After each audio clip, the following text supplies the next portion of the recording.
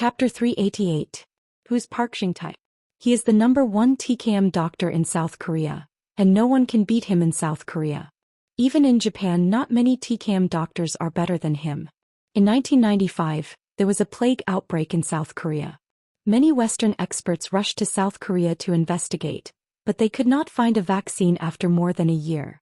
In the end, Park Xingtai led his team to explore South Korea and found ancient prescriptions to save tens of thousands of people.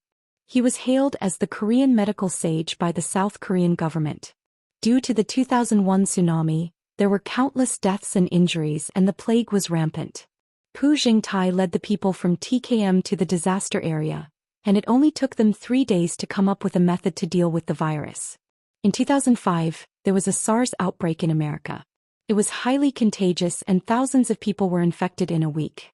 The World Health Organization sent medical experts over, but they could not do anything. Park Xingtai, who was far away in South Korea, did not go to the scene. He wrote a prescription and the disease was cured in America. From then on, Park Xingtai's name spread across America and Korean medical centers flourished. In South Korea and America, everyone knows about Park Xingtai's deeds. His influence is far greater than Jiang Chongqing and Zhang Yanghao. But this nameless brat in front of him actually dared to challenge Pu Xingtai and even place such a huge bet. Medicine King Group, the #1 TCM company in Wuxia. Its market value is more than 100 billion Wuxia yuan. That's more than $10 billion US. Daoist Pharmaceuticals is not bad either. It has 300 billion won, which is more than 200 billion Wuxia yuan. Moreover, it also involves who is the source of TKM and TCM, and who is the authentic one. A world-shaking gamble, a world-shaking gamble. In an instant, everyone was shocked and they whispered to each other. If this duel is successful, it will have a huge impact and the stakes involved are too scary. This is too shocking. The competition between TCM and TKM has been going on for many years. Finally, it's time to decide who is better. Why does he dare to accept the challenge? Pu Xingtai's face became serious as he looked suspiciously at Jiang Tian. He wondered what kind of trump card this kid had. Grandpa, aren't you being too impulsive? This involves the shares of our Daoist pharmaceutical company. That's the hard work of 3 generations of our family. Pu Yunjing's face was deathly pale. In the end, Pu Xingtai had boundless confidence in his medical skills. Under everyone's gaze, he finally took a deep breath and said, "Okay, I agree to this bet." At this moment, Mo Jingrong had already hung up the phone. He walked over with a complicated expression. The higher-ups said that we're an independent academic institution, and they don't support or oppose this bet. However, it reminds us that we must be cautious. If we are not 100% confident, we must not accept the challenge. His footsteps were extremely heavy and his voice and hands were trembling slightly. He knew that if he won this battle, he would be a great contributor and would be promoted to deputy minister when he returned. If he lost, he would be the sinner of Wuxia's traditional Chinese medicine industry and would forever be nailed to the pillar of shame in history. He grabbed Jiang Tian's hand and said, "Divine Dr. Jiang, we must not lose this time. President Mo, don't worry. Master Kang's medical skills are not something they can imagine. These South Koreans will lose miserably this time." Zhang Yanghao is very confident in Jiang Tian. Pu Xingtai's medical skills might be on par with his and Jiang Chongqing's, but compared to Jiang Tian's ability to bring people back from the brink of death, it was simply trash. This is only the prelude to the conference. After that, everyone took their seats and started the conference. First, a leader from the World Educational, Scientific and Cultural Organization started the conference by talking about the origins of medicine and the purpose of the medical field. Just these topics alone took almost 40 minutes. After that, the leader announced the organizing committee for this conference and introduced the contributions made by the medical field last year, as well as the progress of the world's health industry. After the leader finished his speech, it's time for the representatives from the various countries to present their reports. Half a day passed.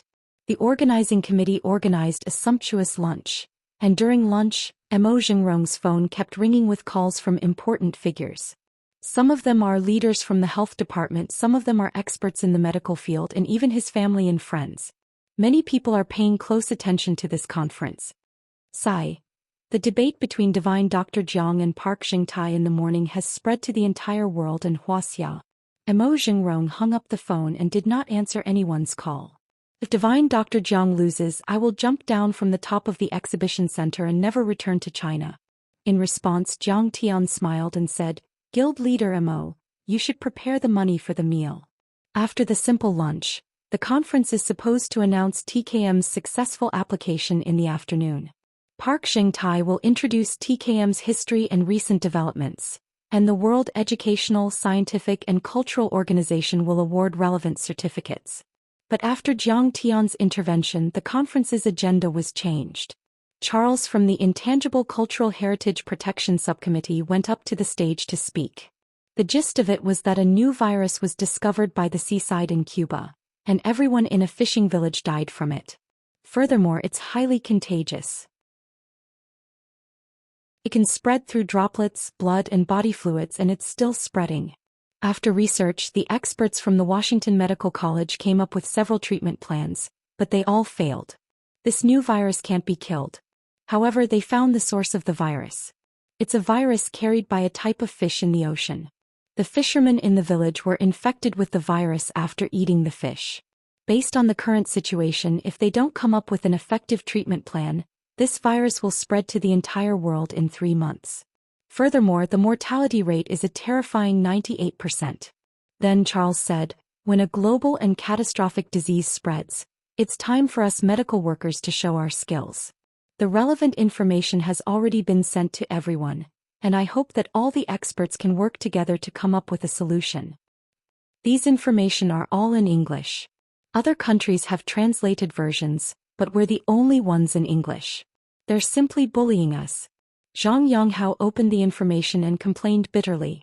Pu Jingtai and the rest are really making things difficult for us. At this moment, Charles explained with a smile. Because Huaxia's TCM came too suddenly, we didn't prepare the relevant information. Furthermore, I heard that Huaxia and TKM rely on looking, listening, questioning and feeling the pulse to observe the patients. I believe that you guys can do it without looking at the information. They've already brought the patients? Someone asked in astonishment. Sure enough, a total of 8 patients infected with the new virus were pushed up.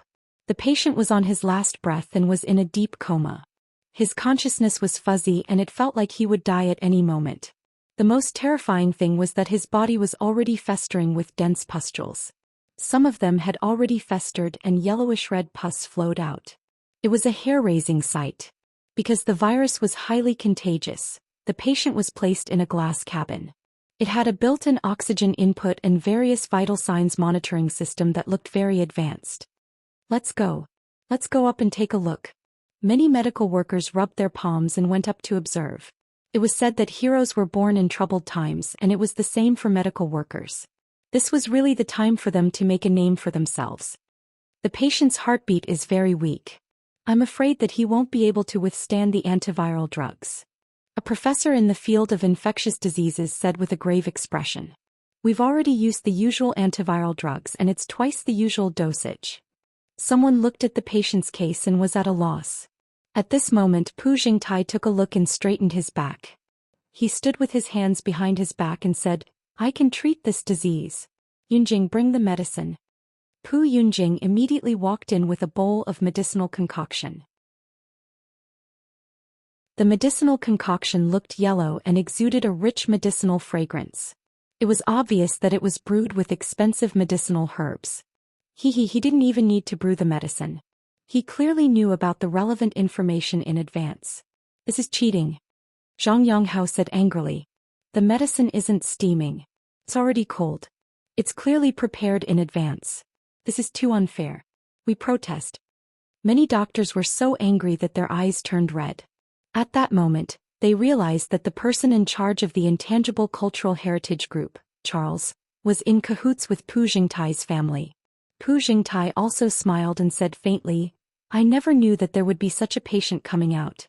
However, this medicine of mine can kill many kinds of viruses. The other party came prepared. How are we supposed to compete? This matter is uncertain. For a moment, many doctors felt uneasy and worried for Jiang Tian. Mr. Jiang, if you're so capable, choose a patient to treat. This time I'll make you accept your defeat wholeheartedly. Pu Yunjing chose a patient, opened the glass capsule and fed the patient the medicine. She waited quietly for any changes. Pu Jingtai looked at Jiang Tian and said coldly, Mr. Jiang, this is our bet today. If I can cure him, it's my win.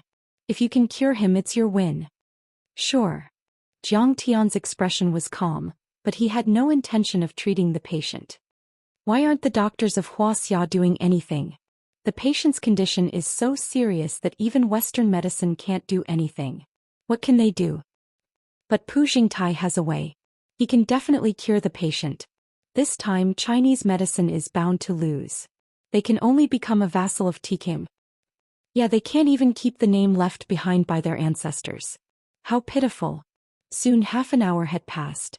Everyone looked at Jiang Tian and the others and started to talk and mock them. Yeah, didn't Miracle Dr. Jiang say that he has a way? Why isn't he treating the patient? Seeing that Jiang Tian was not treating the patient, a few young doctors in the Chinese medicine team started to talk anxiously. One of them was a young female professor from Wuxia Chinese Medicine Academy called Yang Rongyan. She crossed her arms and said disdainfully, Sai, do you really think that he has any medical skills? I've never heard of it. He's only good at talking. I heard that he was once a visiting professor in Jinling Pharmaceutical University. The Fersky Laboratory of the Medicine King Corporation was established by him. Someone still had some confidence in Jiang Tian and said, Professor Huang Zhihui of the Fersky Laboratory won the Nobel Prize in Medicine. The laboratory's research ability can even surpass your university. Yang Rongyan smiled in disdain. Don't you know how corrupt the universities are? The Medicine King Corporation is so rich. Isn't it easy for Jiang Tian to gain some fame? This is a halo created for the rich second generation to take over the company. Only with a reputation can people be convinced in the future.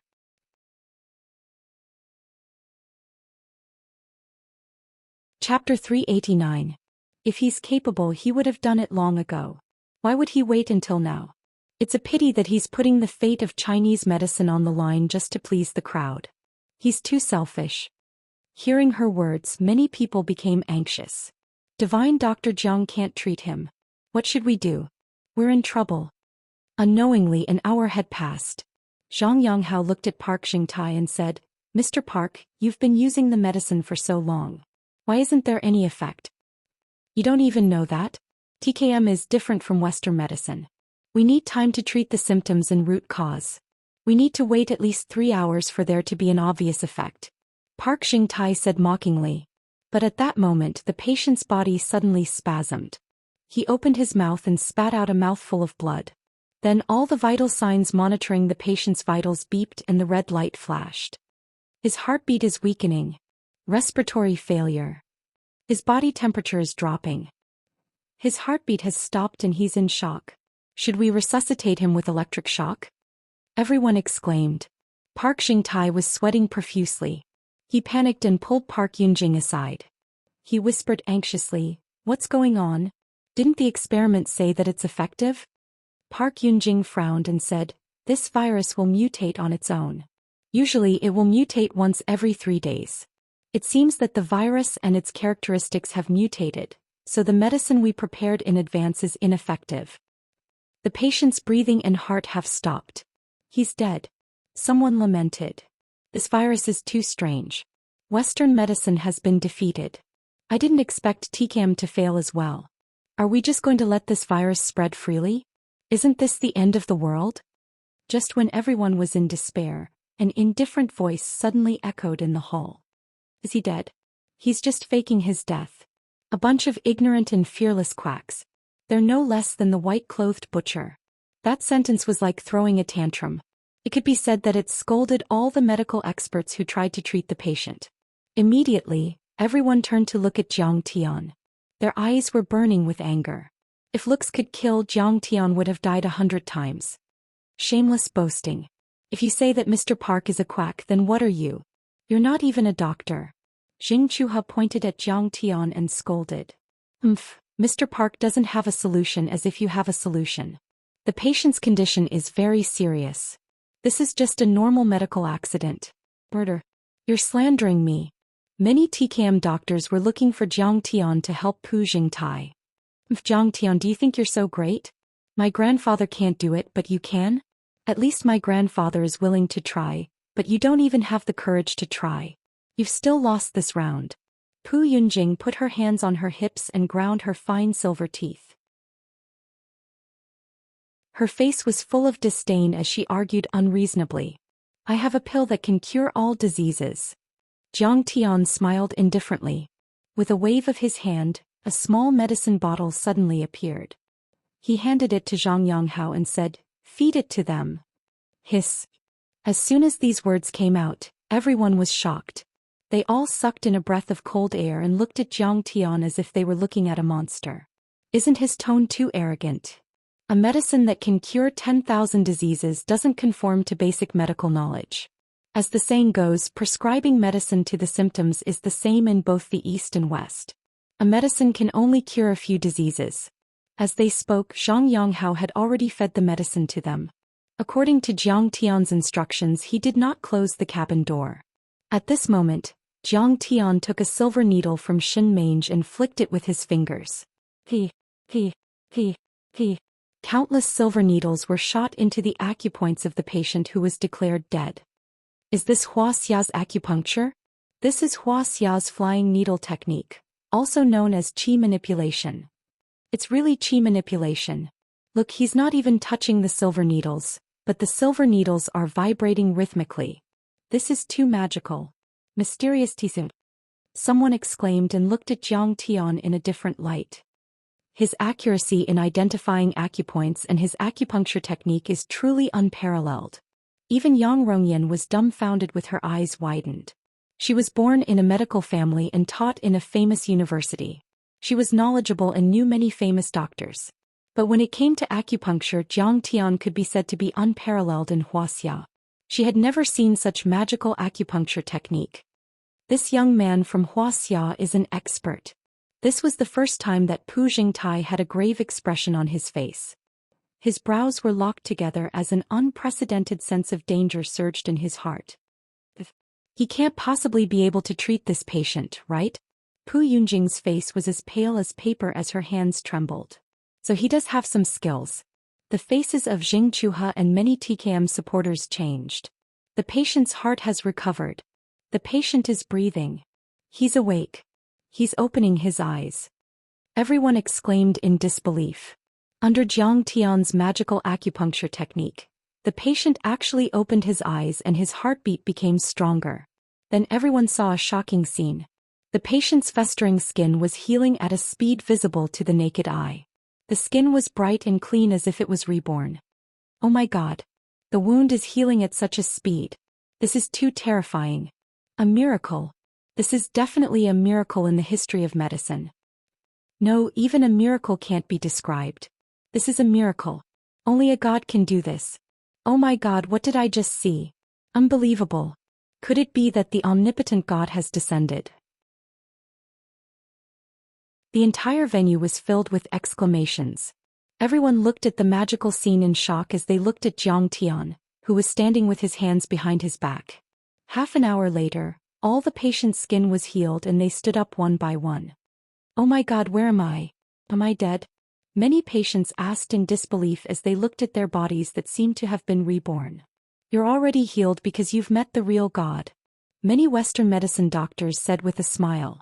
Old Master Jiang, today Divine Dr. Jiang defeated TKM and saved Chinese medicine by himself. He's famous in the international medical community. Zhang Yanghao looked at Jiang Tian's back with respect as if he was looking at a god. Yeah, not bad. Jiang Chongqing nodded proudly. He had always been modest and polite, but he couldn't suppress the pride in his heart at this moment. That's my grandson, you know. Divine Dr. Jiang is indeed a divine doctor. He did it. He actually did it. Mo Jingrong shed tears of excitement. That's amazing. In the history of Chinese medicine in Wuxia, there has never been such an amazing doctor. He's a god. Yang Rongyan's impression of Jiang Tian had completely changed. He was dumbfounded. That's amazing. This is the miracle of Chinese medicine. Many Chinese medicine doctors hugged each other, jumping, crying and laughing. Tears flew everywhere, but they were tears of joy, tears of pride, and tears of excitement. They could hold their heads high. Did you see that? Chinese medicine isn't bad at all. Chinese medicine shouldn't die out. Did you see that? Chinese medicine is such a precious treasure. It's a loss for the world to reject Chinese medicine. Did you see that? Chinese medicine is better. Chinese medicine is the source of TKM and Chinese medicine. There were even people who looked at the representatives of Western medicine, Korean medicine, Eastern Chinese medicine, and other medical schools and shouted with tears in their eyes. They were almost screaming. This was a form of catharsis. After all, Chinese medicine had been suppressed by TKM for too long. The world only knew about TKM but not Chinese medicine. TKM had plagiarized the essence of TCM, but they refused to admit it and set up another mountain. They even wanted to apply for the World Heritage Site. They even inverted the truth and slandered TKM as the source of TCM. They were simply forgetting their ancestors. Chinese medicine is indeed amazing. It's like a miracle. Many Western medicine and Chinese medicine doctors nodded and sighed. Mr. Zhang's medical skills are like a god. It's beyond the limits of human knowledge. It has already explored an unknown territory. Experts from more than 50 countries around the world bowed slightly to Zhang Tian, expressing their utmost respect to this medical expert. He cured me. Park Xingtai's expression changed drastically. Shock, defeat, dejection, humiliation, anger, and hatred flashed across his face. But in the end his expression darkened. He lowered his head and was about to leave. At that moment, Zhang Tian looked at Park Xingtai and said coldly, "Mr. Park, are you in such a hurry to leave?" Mo Xingrong even reached out to block his path and said, "Mr. Park Xingtai, have you forgotten your bet with divine Dr. Jiang? There are so many witnesses and media at the scene. This matter is of great importance. We respect UNESCO's decision." Park Xingtai's face was covered in sweat. Park Yunjing looked at Charles for help. Charles stood up and walked slowly to the stage. He pondered for a while and said, "It's obvious that Mr. Zhang's treatment is better than Park Xingtai's in this competition." Park Yunjing frowned. Could it be that this old bastard is going to eat his fill and not admit it? "You said that you would help me." But the next moment, Charles changed the topic and said with a smile, "As for whether Mr. Jiang won or not, we can't make a hasty decision. Why? Isn't it obvious? Yeah, the patient can stand up. After testing, the virus in her body has disappeared." Many Chinese medicine doctors were indignant. First of all, did Mr. Jiang use pure Chinese medicine? We all know that Chinese medicine is known for treating symptoms and root causes. But at the same time the effect is very slow. It usually takes dozens of days to take effect. But the effect of Mr. Zhang's medicine is so fast and obvious. So Mr. Zhang's medicine needs to be tested. Charles said calmly. What? He said that Mr. Jiang used Western medicine? But is there any Western medicine in the world that has such a good effect? That's slander. That's slander. Many Chinese medicine doctors were so angry that they almost fainted. They shouted loudly. "If you disturb the order of the venue again, I'll ask the security to kick you out."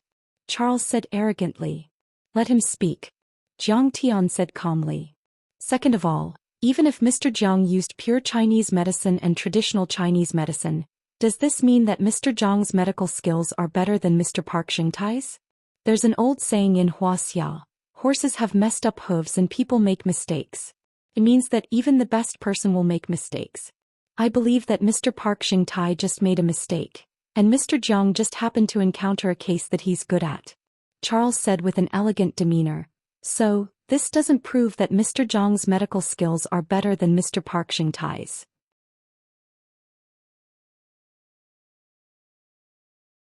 Chapter 390. When everyone heard this they were enraged. They wanted nothing more than to rush onto the stage and tear Charles into pieces. This is simply bullying. There's no justice in this world. They've already colluded. When we didn't win they said that TCM is inferior to TKM. But now that we've won they said that the competition is invalid. They can do whatever they want and ignore the facts. Are they trying to bully our Wuxia? This is too much. Many TCM physicians were so angry that they teared up. They were so angry that their chests were about to explode. Mo Jingrong's face was flushed red as he spoke in fluent English. Mr. Charles, I've raised a serious protest and strong dissatisfaction with UNESCO. This is unfair. Only Jiang Tian said calmly, Mr. Charles, even if I beat Park Xing-tai, it can't prove that traditional Chinese medicine is better than traditional Chinese medicine, nor can it prove that traditional Chinese medicine is the source of traditional Chinese medicine. Do you still want to continue the application? You can understand it that way. Charles casually shrugged as his calm and dignified voice resounded throughout the venue. This is just a competition between the two of you. It can't prove the superiority of TKM and TCM. I believe that we should look at TKM from a broader perspective. It's the treasure of the Korean nation, and it should be a precious heritage of the world. Enough. Jiang Tian couldn't be bothered to listen to his nonsense and directly interrupted. Charles, immediately announce that TKM's application has failed.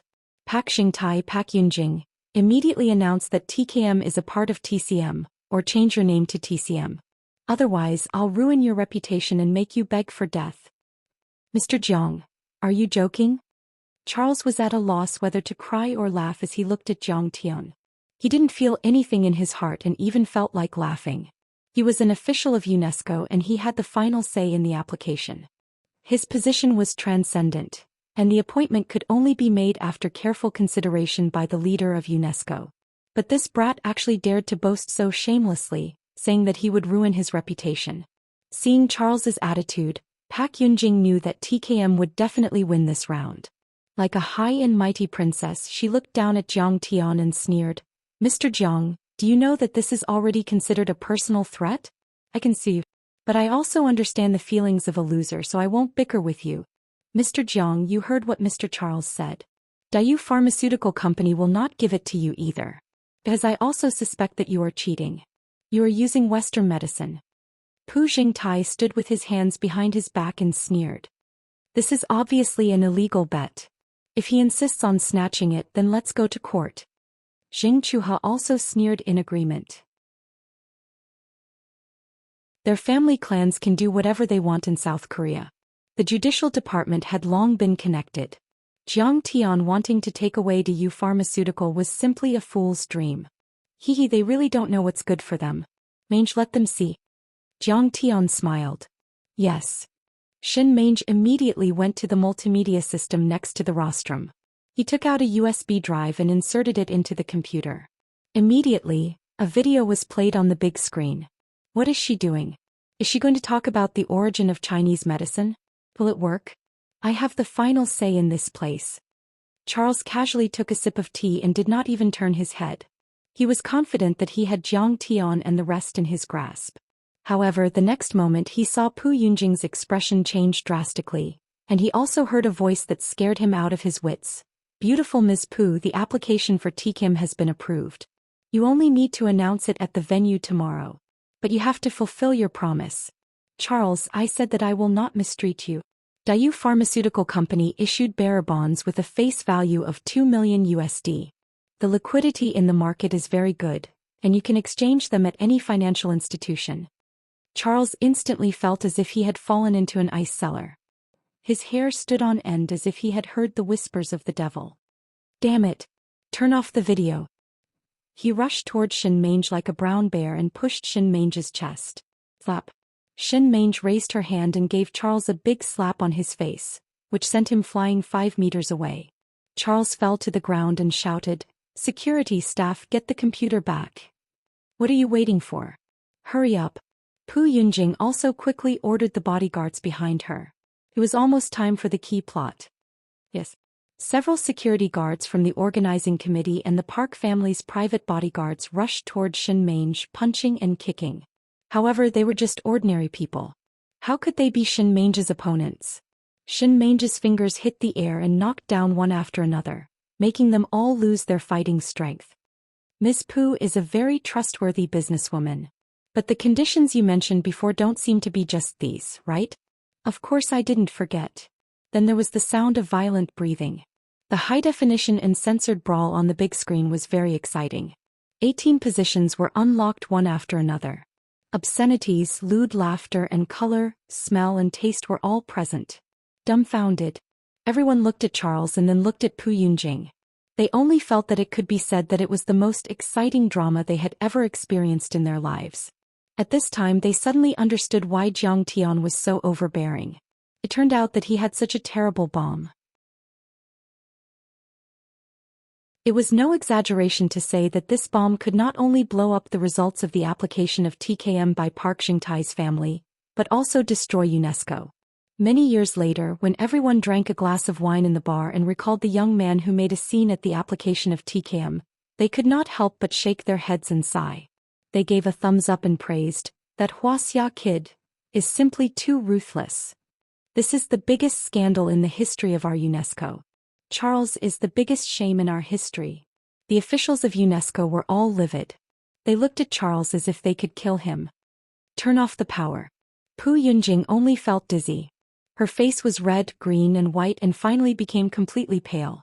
She was paler than a dead person who had been dead for 3 days. Her delicate body was trembling. "Why don't you finish watching such an exciting plot?" Jiang Tian smiled and flicked his fingers. The bodyguards of Park Xingtai's family stood there motionless as if they were immobilized. The T-18 scene was still going on. It was quite explosive. The reporters were all excited. They aimed their cameras at the big screen and aimed at Pu Yunjing, Charles and the other parties involved. "This is absolutely explosive. Charles from UNESCO's Intangible Cultural Heritage Protection Group actually slept with Pu Yunjing. Scandal. It's definitely a big scandal, big news. Not only was there monetary bribery but there was also sexual bribery. Oh my god, it turns out that they even plagiarized the patent of Medicine King Group. Charles even wanted to help them hide it from the world. This is too shocking. Shady. It's too shady." To them they only wanted to see the world in chaos. If there was no accident there would be no story and no news. This was definitely a huge scandal, a huge accident. If it was reported it would definitely ignite the whole world. "Yunjing, I really didn't expect." Xingchu's face was pale as his eyes were about to split apart. His whole body was trembling violently. He never expected that the goddess he admired would be so obscene behind his back. She had just agreed to be his girlfriend that night, but she turned around and slept with Charles. This made him feel deep despair, humiliation and anger. "Chuha, this is the only time Pu Yunjing knew that tonight she and her TKM and Korean medicine business were completely finished. Even her love was over." 2 crystal-clear tears silently slid down Xingchu's face. He closed his eyes, but Pu Yunjing's coquettish and ear-piercing voice still echoed in his ears. He was devoted to Pu Yunjing and protected her like a loyal dog. A few years ago, Park Xingtai's family made a mistake in expanding, and the capital chain was almost broken. He took out more than 201 from his family as an interest-free loan to the Park family. This directly caused him to be impeached by the board of directors, and he almost lost his position as the CEO. But now Pu Yunjing actually treated him like this. He suddenly raised his hand and slapped Pu Yunjing's face as he roared, "Bastard. Bitch. If it weren't for me and the support of modern industry, how could you, Pu Yunjing, be where you are today?" Following that, he grabbed Pu Yunjing's hair with one hand and slapped her face again and again. He said angrily, "But how did you treat me? Do you think I'm a toy?"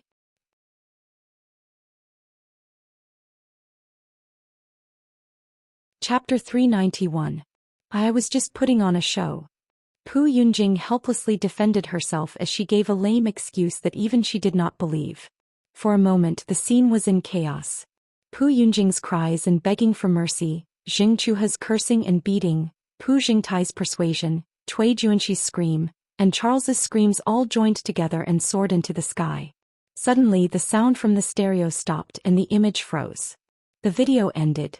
At this moment, one of the highest-ranking officials from UNESCO walked up to the stage and said with regret and shame on his face, "Everyone, it's clear that there's a despicable academic corruption in UNESCO, and there's also a serious unfairness in TKM's World Heritage application. I would like to express my deepest apologies to all the medical workers in the world, especially to Wuxia's TCM." He bowed deeply under the flashing lights and countless reporters taking photos. He remained bowed for half a minute before he straightened his back. "After an emergency discussion, we have decided to remove Mr. Charles from his position in UNESCO. Furthermore, TKM's World Heritage application has failed. What? Charles felt as if he was struck by lightning as he lowered his head in despair. He knew that his academic career was over and no academic institution would accept him. This was a loss that he could not bear. Furthermore, he had no idea how to face his wife and children. They would definitely know about this matter, right? As if he was struck by lightning, Pak Yong-tae's body froze and his face instantly turned pale as he begged, "President Kissinger, the development of our TCAM in recent years is obvious to all." President Kissinger did not even look at him as he looked at the representative of TCM with anticipation and smiled. "Everyone, we have finally witnessed the miracles of TCM today. It's truly worthy of being the treasure of Wuxia's civilization with 5,000 years of history. We look forward to TCM's World Heritage application, and we also hope that TCM can succeed." Many TCAM doctors were like frosted eggplants. They were completely listless as they lowered their prideful heads with dejection written all over their faces. "That's great. That's great. TKM deserves this outcome for plagiarizing TCM's achievements. He deserves it. We support UNESCO's fair decision." This Wuxia gathering is the first victory of those South Korean plagiarists. Both the Dragon Boat Festival and Libai were stolen by them. Today, TKM's application for the World Heritage Site finally failed. This means that plagiarism won't work. On the other hand, the Chinese medicine practitioners of Wuxia were so excited that their faces turned red. They clapped and cheered, jumping up and down happily. That is to say, the application of traditional Chinese medicine to the World Heritage Site is successful. There is basically no escape. Everyone was talking about it. Well, since the president of UNESCO has spoken, it means that he absolutely agrees. Next, it's just a procedure. Zhang Yonghao nodded happily and looked at Emo Jingrong. However, he found that Emo Jingrong had turned his head away. His eyes were slightly red and he was secretly wiping his tears. Wiping his tears, Emo Jingrong looked at Jiang Tian with gratitude and sighed. "This time I have to thank divine physician Jiang. He has single-handedly pushed Chinese medicine to the international stage. He is a great contributor to the development of Chinese medicine. Since the founding of the People's Republic of China, there is no one who can compare to him in terms of the development of traditional Chinese medicine." Everyone's gazes landed on Jiang Tian in unison. He stood there indifferently with his hands behind his back. His gaze and expression were extremely calm without the slightest ripple. It was as if all of this was within his expectations. It was as if doing such a shocking feat was as easy as casually sweeping away a cloud of dust. Everyone agreed with him. In fact, Jiang Tian did not have much involvement in the Chinese medicine industry. He only did 2 or 3 things and they were enough to leave a mark in history. First, Jiang Tian built the Fersky laboratory and developed the theory and technology of extracting TCM ultramicromolecules with Huang Zhihui. This gave birth to Wuxia's first Nobel Prize in medicine. Second, under Jiang Tian's plan, the Jiang family launched a new product and became the first modern Chinese medicine enterprise worth over 10 million renminbi. Lastly, the counterattack today was to defeat TKM's scheme of applying for the World Heritage Site and restore TCM's reputation. It might sound like a simple task, but when he thought about it carefully, it was practically an impossible task for TKM to complete. Regardless of Pak Chung-tae's medical skills, Pak Yunjing and Charles's secret alliance, or Pak Chung-tae's family's influence in South Korea, they are all unshakable. But none of these things can be shaken. In front of Jiang Tian they were like paper dolls or sandcastles. With a wave of his hand they shattered and collapsed. Among them, whether it was Jiang Tian's superb medical skills, his eloquence in the battle of words, or his terrifying scheming in taking out the video in the end, none of them could compare to him. They were all in awe of him. What is this called? This is called being annihilated in the blink of an eye. Someone sighed. That's right. This is too awesome. Everyone looked at Jiang Tian in unison, not knowing how to sigh for a moment. After that, President Kissinger announced the end of the meeting, and everyone left the venue. During the whole process, many judges, officials and medical experts from all over the world shook hands with Jiang Tian and Wuxia's TCM doctors and invited them for an academic exchange. As for Park Xing-tai and the other TKM doctors, they did not even look at them. Many people know this. After this battle, TKM's decades of hard work will be destroyed, and the world will abandon them. As for TCM, it will go global and step onto the world's medical stage.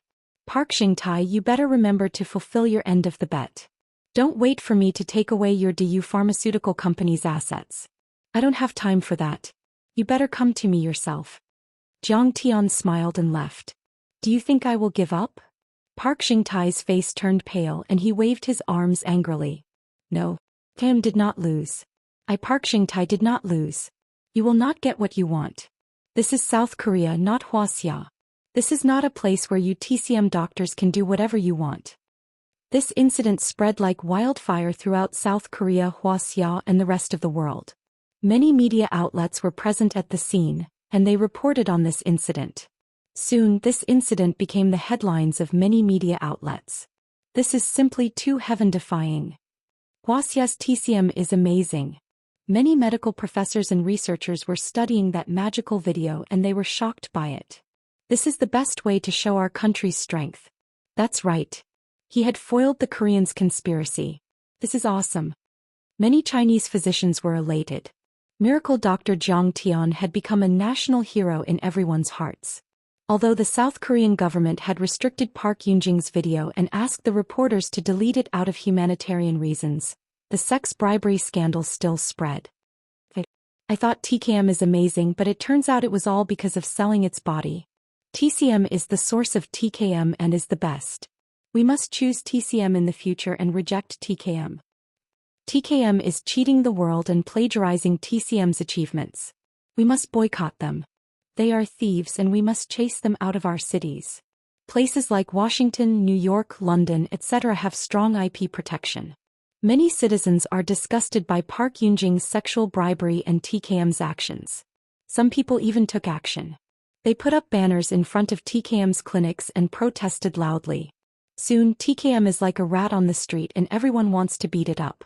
Even in more chaotic cities like New York and Detroit, there were even cases of hooligans taking advantage of the situation and looting Korean medical centers. So Mr. Jiang went to Silver Hall to do this. This is amazing. At 8 p.m. Li Huiyan, who was dressed to the nines, saw the news and was shocked. Even though she did not follow this incident, many of her friends in the entertainment industry are following this incident. They know she is in South Korea and forwarded the news to her. They even asked her to get Jiang Tian's autograph. She was even a little regretful that she should have followed Jiang Tian to the Silver Hall in the morning, because Yin Dongyuan brought her around his company like he was showing off his wealth, but they didn't reach any cooperation. I wonder if Jiang Tian will reply to me if I contact him now? Li Huiyan thought to herself. Li Huiyan knows there is no need to trouble two people for the same thing. If she wants to cooperate in South Korea, she will either not hug Jiang Tian's thigh or hug Jiang Tian's thigh. This showed his trust and loyalty to a person. Li Huiyan had left with Yin Dongyuan in the morning, and it will be taboo for her to look for Jiang Tian again. Are you talking about that Mr. Jiang we met in the Silver Hall this morning? Yin Dongyuan asked with a smile. Yes. Li Huiyan immediately keeps her phone. He is in trouble. Yin Dongyuan swirled his wine glass and said. He might not even be able to walk out of South Korea alive.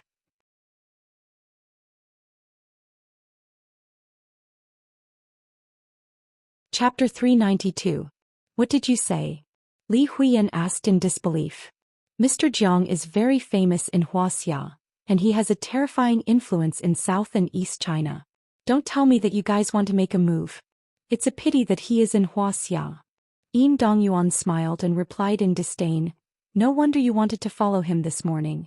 So it turns out that he's the young master of the Medicine King Corporation. I didn't know about it before and I only found out about it after watching the news today. But you should be glad that you did not go with him.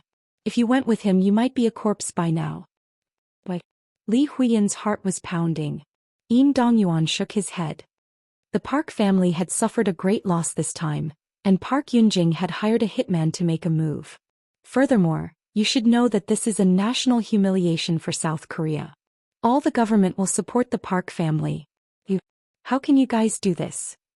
Li Huiyan's heart sank as she took out her phone to call Jiang Tian to remind him to be careful. Seeing this, Yin Dongyuan snatched her phone and said with a dark face. Ms. Li, you better respect yourself and make a choice that suits you. Don't get yourself into trouble. Give me back my phone. Li Huiyan snapped and tried to snatch her phone back. Yin Dongyuan placed the phone into the ice bucket filled with red wine. The phone was soaked and the screen turned black. Shrugging his shoulders, Yin Dongyuan smiled. Now that your phone is broken, we should enjoy this wonderful night together. You can't save him and no one can save him. You're shameless. Li Huiyan said angrily. Go. Accompany me to meet my friends. They will be beneficial to you. Yin Dongyuan was not angry and laughed. Furthermore, you will meet the palace master of Tanjun Daoist Palace later. I heard that she is looking for a music teacher, and your singing is pretty good. Do you know what it means if you become her music teacher? I don't care. I'm leaving. Li Huiyan waved her hand and left. She wanted to find a phone to inform Jiang Tian. Stop. Yin Dongyuan grabbed her wrist and pulled her into his arms. He said coldly, don't you know how influential you are in Wuxia? You don't even have the chance to work with the South Korean film industry, let alone those big productions. Do you know what it means to come with me? Please maintain your gentlemanly demeanor. Show some respect and let me go. Li Huiyan pulled with all her strength, leaving a few bruises on her wrist, but she couldn't get rid of his hand. Respect. Yin Dongyuan smiled coldly and said, don't pretend to be noble and virtuous. Everyone knows the rules of this circle. Don't pretend to be virtuous. If you want to get those resources, you have to accompany me tonight. If not, I can ban you from South Korea, and you will not be able to get any roles. Since they had shed all pretense of cordiality, Yin Dongyuan might as well reveal his true intentions and threaten them verbally. Hearing this, Li Huiyan's face turned pale. She knew that Yin Dongyuan was not trying to scare her. He definitely had the ability to do so. Right at this moment, a cold shout was heard, "You stupid club, what are you pulling and pulling for?" Yin Dongyuan looked up. Jiang Tian, who was dressed in casual clothes, walked in with Li Fuzhen, Yiziwei and Shin Mange, the three beauties, swaying and sloppily walking in. Jiang Tian, why are you here? Seizing the opportunity when Yin Dongyuan was stunned, Li Huiyan abruptly struggled free, and she disregarded the bloody mark left on her white wrist as she walked quickly to Jiang Tian's side and said in a low voice, They want to harm you, I know. Jiang Tian replied calmly. After the medical exchange conference ended in the afternoon, assassins had been tailing them when they left the convention center. But Li Fuzhen also has about 8 bodyguards with her, and the assassins did not have the chance to make a move. Jiang Tian does not want to attend the banquet as he wants to leave South Korea. But when he heard from Li Fuzhen that Park Chung-tae's family might appear at the banquet to recruit supporters, he decided to join them. Yin Dongyuan saw 4 beauties with Jiang Tian, and one of them is the eldest princess of the Xingyue Li family. He was jealous. Ms. Li, please maintain your demeanor. Don't make me use violence. He grabbed Li Huiyan's arm again and tried to snatch her away from Jiang Tian. The other guests turned a blind eye to this. They raised their champagne glasses and chatted nonchalantly. In high society gatherings, it is common for women to have conflicts with rich young masters. Unless a rich young lady like Li Fuzhen is a model, she is just a plaything for the rich and powerful. Furthermore, this convention center belongs to Yin Dongyuan's family, and the security guards listen to him. Who dares to interfere? Who can interfere with his actions? Li Fuzhen could not stand it anymore and shouted, Yin Dongyuan, you are too much. Stop it. Li Fuzhen, this has nothing to do with you. Yin Dongyuan snorted and glanced at her.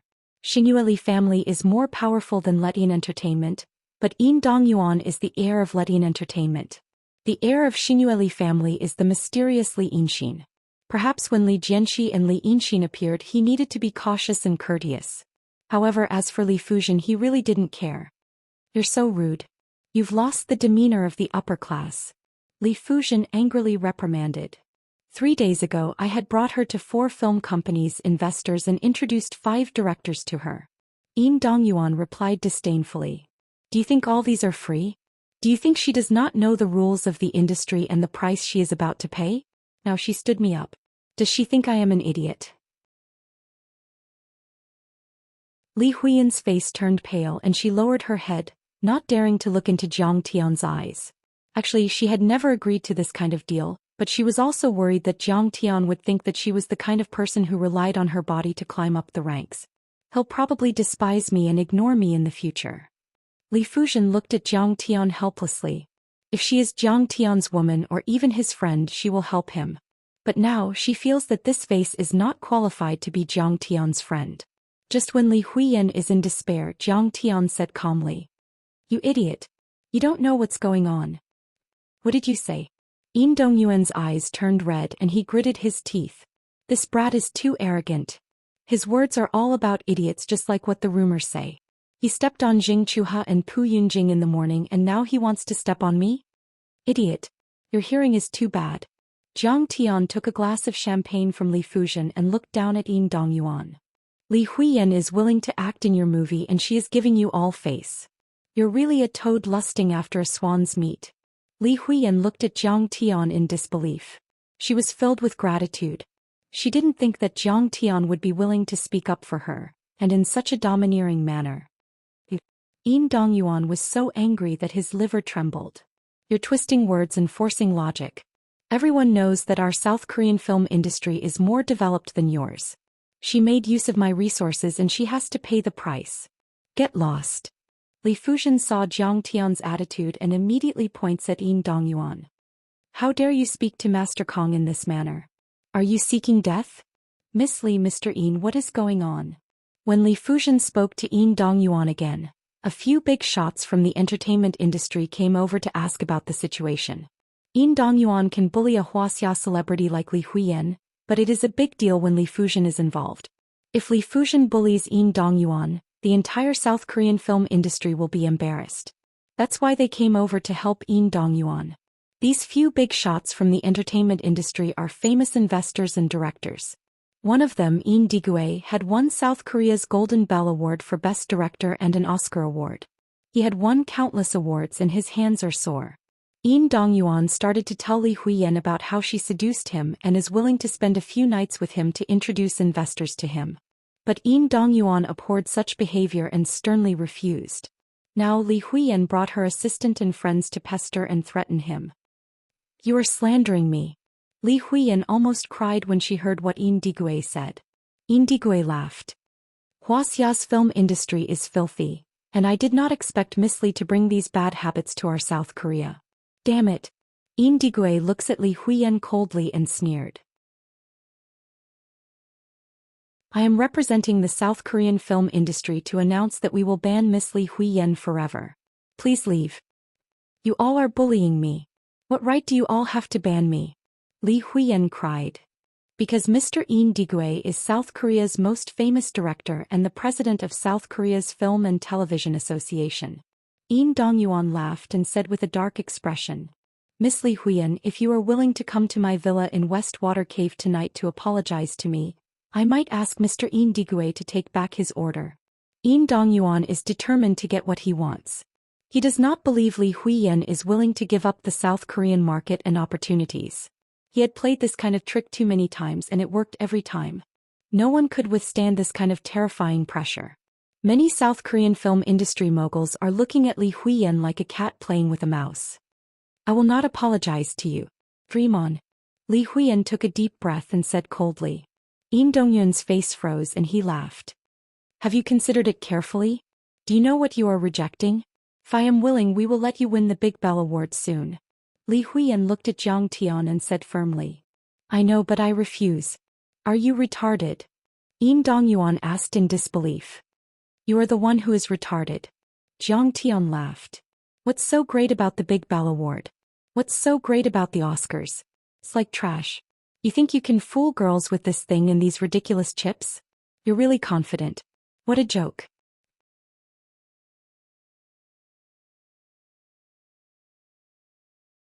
Chapter 393. Why are you glaring at me? I'm teaching you how to pick up girls. Ignoring Yin Dongyuan's flushed face, Zhang Tian said unhurriedly, let me tell you, if you want to chase a girl, you have to put in a lot of money. You have to use real money. Taking out $1 billion or so to buy a yacht and give it away, that's what you call sincerity and courage. Someone like you who doesn't even want to spend a single drop of blood to win a girl's heart, you're really poor. A toad lusting after a swan's flesh. Good. Good. Very good. You dare to pick on me? I will make you regret it. Yin Dongyuan's face was ashen, and then he pointed at Jiang Tian with a hideous grin and said loudly, "Everyone, this is our highest level of celebration, the gathering place of many high-ranking officials, rich people and famous people. But why is there a doctor from Wuxia here? He's a scammer. She even slandered our Tigam's doctor." In an instant, everyone's gazes shot over. There was some disdain, some hatred and some hostility. Li Huiyan's face turned red. At the same time, Park Yung-tae stepped forward and pointed at Jiang Tian. "He's the one who slandered our TKM and caused our application to fail. He's the enemy of the entire country. Oh, so he's the one who started a war with our TKM and messed up our application. That girl from Wuxia not only offended Yin Dongyuan, but she's also with the culprit. She's in trouble now. Yin Dongyuan is a vengeful person and he's hard to deal with. Now that she's with this doctor from Wuxia, it's the same as going against the entire South Korea. She will be torn to pieces." Many tycoons, high-ranking officials and celebrities in South Korea looked at Jiang Tian and Li Huiyan with mockery, sympathy and gloating. "Yin Dongyuan, Park Yung-tae? Are you trying to chase me out?" Jiang Tian smiled faintly and said, "Pujing, you idiot. I originally wanted to let you off, but you sent assassins to tail me. Now you even came here to deliver your head to me recklessly. Looks like I have no choice but to kill you." On the side, Li Fujian crossed his arms and sneered, the contempt in his eyes overflowing. In many people's eyes, Jiang Tian was Li Fujian's friend. The darker ones might even associate him with a boy toy. But in reality, Jiang Tian was the backer of Xingyue Li family, Tanjun's faction and the South Korean government. Yin Dongyuan and Park Xingtai were just two scumbags. How dare they challenge Jiang Tian? They must be tired of living. "So what if I kick you out?" Yin Dongyuan pointed at Jiang Tian and barked arrogantly. "Those who can attend Tanjun's celebration are all members of South Korea's upper society. Not a single Wuxia was invited. What right do you have to sneak in? Get out of here." He had vaguely heard that there was a peerless expert called Kong Taechu who had repelled the Japanese experts and saved Lord Tanjuan's lineage. It was said that even the palace master of the Tanjun Daoist palace, Li Jinju, treated him like a god, and even the president had to bow down to him. This was a high-class gathering, but the enemy of TKM was here. Wasn't he here to cause trouble? "Do you know that Tanjun's celebration is to welcome me, Kong Taechu?" Jiang Tian smiled. On the side, Li Huiyan's face suddenly changed as she looked at Jiang Tian in disbelief. She had heard of Kong Taechu's name many times in Wuxia's upper society gatherings. They addressed him as Master Kong, saying that he could fly, control lightning, condense energy into weapons and even drive ghosts. But she never expected that the Master Kong they were talking about was her high school classmate, the Master Kong Jiang Tian that Bai Chofei mentioned. "What are you joking about? That person's name is Kong Taechu and he's from South Korea. How could he be a Huasian?" Yin Dongyuan laughed so hard that his teeth almost fell off. He was too far away from the Tanjun Daoist palace, and he didn't have access to the core secrets. Furthermore, the surname Jiang was a prominent surname in South Korea. With his twisted pride, he naturally thought that Kong Taechu was from South Korea. "Ah, you guys are really plagiarizing experts. You said that Li Bai and Chu Yuan are from your country, and Chinese medicine is from your country. Now I'm from your country."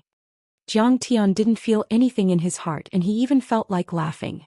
Tanjun Daoist Palace's new palace master, Li Jinju, South Korea's president, Lu Wuxuan and Star Moon Group's president, Li Jianxi.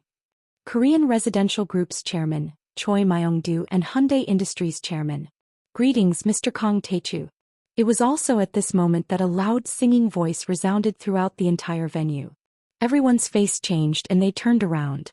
Li Jinju, who was wearing a golden crown and a red gown, was walking down the spiral staircase from a high building, surrounded by important figures. Li Jinju was like a queen as she led a group of people down the stairs. Under everyone's disbelieving gaze, she walked up to Jiang Tian and bowed respectfully. "Greetings, Grandmaster Jiang. I, Jinju, lead the South Korean government officials and businessmen."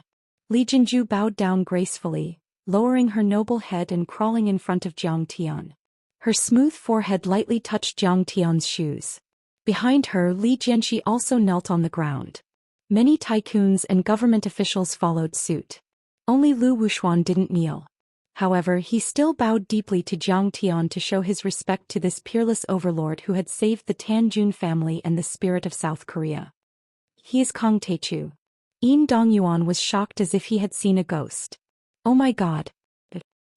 Park Xingtai's face turned pale. He clutched his chest and stumbled backward. He was almost scared to death. Suddenly he realized that he had been abandoned by the Tanjun Daoist palace from the very beginning. He was given to Kong Taechu by the Tanjun Daoist palace as a stepping stone for him to promote Chinese medicine to the international market. He was a living target to showcase the strength of Chinese medicine. A thought appeared in his mind. The Park family is finished and Dayu Pharmaceuticals can't be saved either. Who is Kong Taechu? Yin Digui asked the tycoon beside him in confusion. No one answered him. He seemed to be a famous director with a great reputation. However, he was only the head of an opera troupe in the upper-class society. He was not worth mentioning.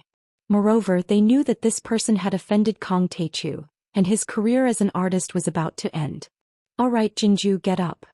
Jiang Tian helped Li Jinju to her feet, and Li Jinju held his arm as they walked upstairs. When they walked past Park Xingtai and Yin Dongyuan, Jiang Tian said calmly, "Those two are not allowed to appear in South Korea." Then he walked past them and continued walking. Many high-ranking officials and tycoons looked at the two of them sympathetically. They knew that the two of them and their families were finished. The Chue family of Korea and the Zheng family of Hyundai Industries had received the news before the banquet because they were close to Li Jianxi. That was why Jing Chuha and Chue Juanxi avoided them. However, the Park family and the Yin family did not receive any news. They did not even have the right to talk to Jiang Tian. Jiang Tian was the backer of the Tanjun family.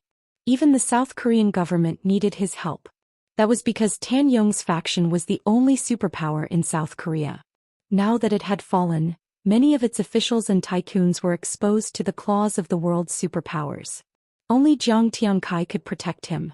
The current Jiang Tian could annihilate Pu Jingtai's family and Yin family with a single sentence, let alone just killing two people. When they arrived at the second-floor banquet hall, Lu Wuxuan raised his wine glass and proposed a toast to Jiang Tian. "Mr. Jiang, thank you for saving the Tanjun family and teaching the palace lord of the Dao Palace a peerless skill. Let me propose a toast to the great Mr. Jiang." A toast to the great Mr. Jiang. All the members of the South Korean upper-class society raised their glasses and toasted Jiang Tian. Beside him, Li Huiyan was shocked. The president of South Korea, the head of the Xingyue Li family, the chairman of Hyundai Industries, the president of Hyundai Industries. Why are they all so respectful to him? Because he is a godlike man. Li Jianxi said slowly. Kong Taechu had become a force to be reckoned with.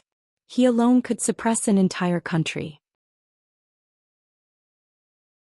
Superpowers like the United States, Japan, Russia, and the European Union might not be afraid of Kong Taechu, but small countries like South Korea and Singapore could only rely on Kong Taechu. Mr. Li is right. Mr. Jiang is the savior of all South Koreans. He is the hero of South Korea. The people around him nodded in agreement. Li Huiyan couldn't believe what she was seeing. But she knew she had made the right choice today. She might finally be qualified to ride on Jiang Tian's coattails. In the next few days, Li Huiyan felt Jiang Tian's power. He was like a god. Yi Ziwei didn't speak Korean well and Shin Mange didn't understand Korean at all. Li Huiyan, on the other hand, had learned Korean in order to enter the South Korean entertainment industry. So, she acted as the translator during the process of taking over Dayu Pharmaceutical. All the departments in South Korea cooperated with Yi Ziwei. The chiefs, secretaries, chairmen, and CEOs were like subordinates greeting their superiors when they see Yi Ziwei and the rest. In just 3 days, Medicine King Group took over all the shares of Park Xingtai's family. The head of the family that Yin Dongyuan belonged to also led Yin Dongyuan and the senior management of Letian Film and Entertainment Group to apologize to Li Huiyan. Yin Dongyuan was in tears as he slapped himself in the face, saying that he had failed to recognize Mount Tai. Letian Film and Television was tailor-made for Li Huiyan. They were preparing a 300 million won Sino-Korean joint venture female lead movie. Of course, Li Huiyan is the female lead, and Li Huiyan heard the male lead is South Korea's #1 male star, and the director is a famous director from Hollywood. Li Huiyan's career has entered a new chapter, and she said she will try her best to persuade Master Kong to give Letian Film and Entertainment Group a chance. But even so, Yin Dongyuan didn't dare to stay in South Korea anymore. He left for France and went to an art school to study film. Actually, it was to avoid Jiang Tian. After that, South Korea's Ministry of Health and Welfare announced that they will shelve TKM's application for World Heritage Sites and admit that traditional Chinese medicine is the origin of TKM. From now on, TKM will be known as traditional Chinese medicine.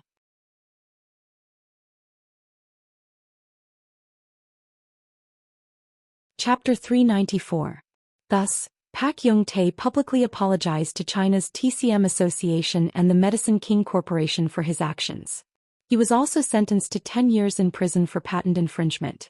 On the day of his imprisonment, Park Jing-tae announced in an interview that he would not practice medicine for the rest of his life. After he was released from prison, he would focus on promoting TCM to make up for his crimes. In the Park Jing-tae family, the culprit Park Yoon-jing was ostracized. She was stripped of all her inheritance rights and was even chased out of the family. Everyone kicks a man who is down, and the Park Jing-tae family hated Park Yoon-jing. In fact, they had plagiarized Chinese medicine and Medicine King Group's products and made a fortune in secret. However, she was too high-profile and arrogant. She insisted on applying for Koryo traditional Chinese medicine and squeezing traditional Chinese medicine. The most terrible thing was that she recklessly offended Jiang Taichu, the backer of Lord Tan Daoist Palace. This pushed Pak Jing-tae's family to the point of no return. At the same time, the video of Park Yoon-jing and Charles went viral on the internet. After all, this video was full of emotions and emotions.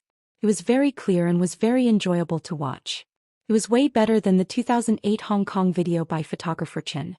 During this period of time, the first sentence on the internet was, "Do you have that for G video?"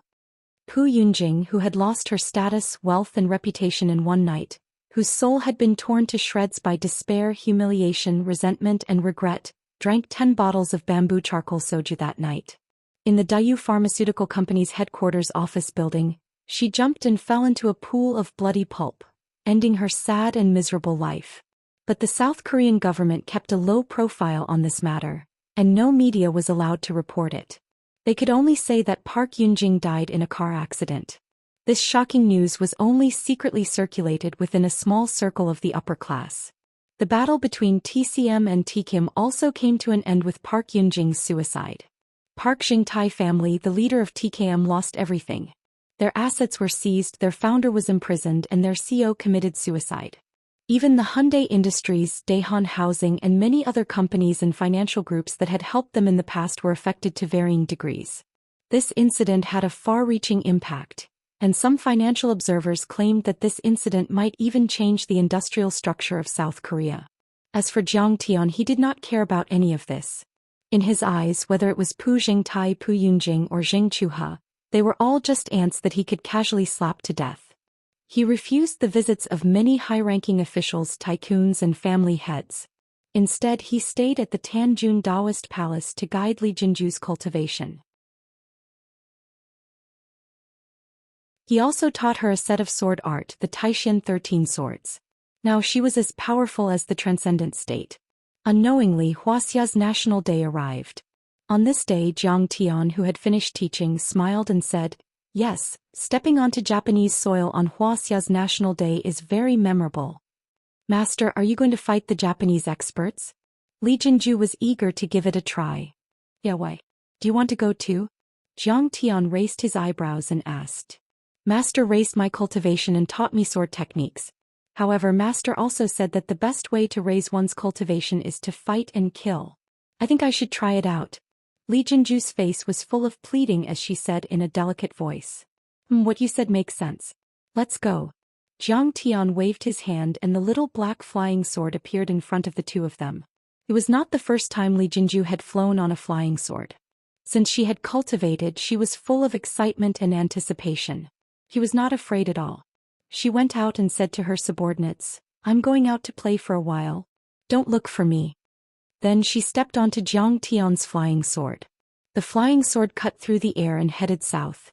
Li Jinju asked in confusion, "Master, why are we going south?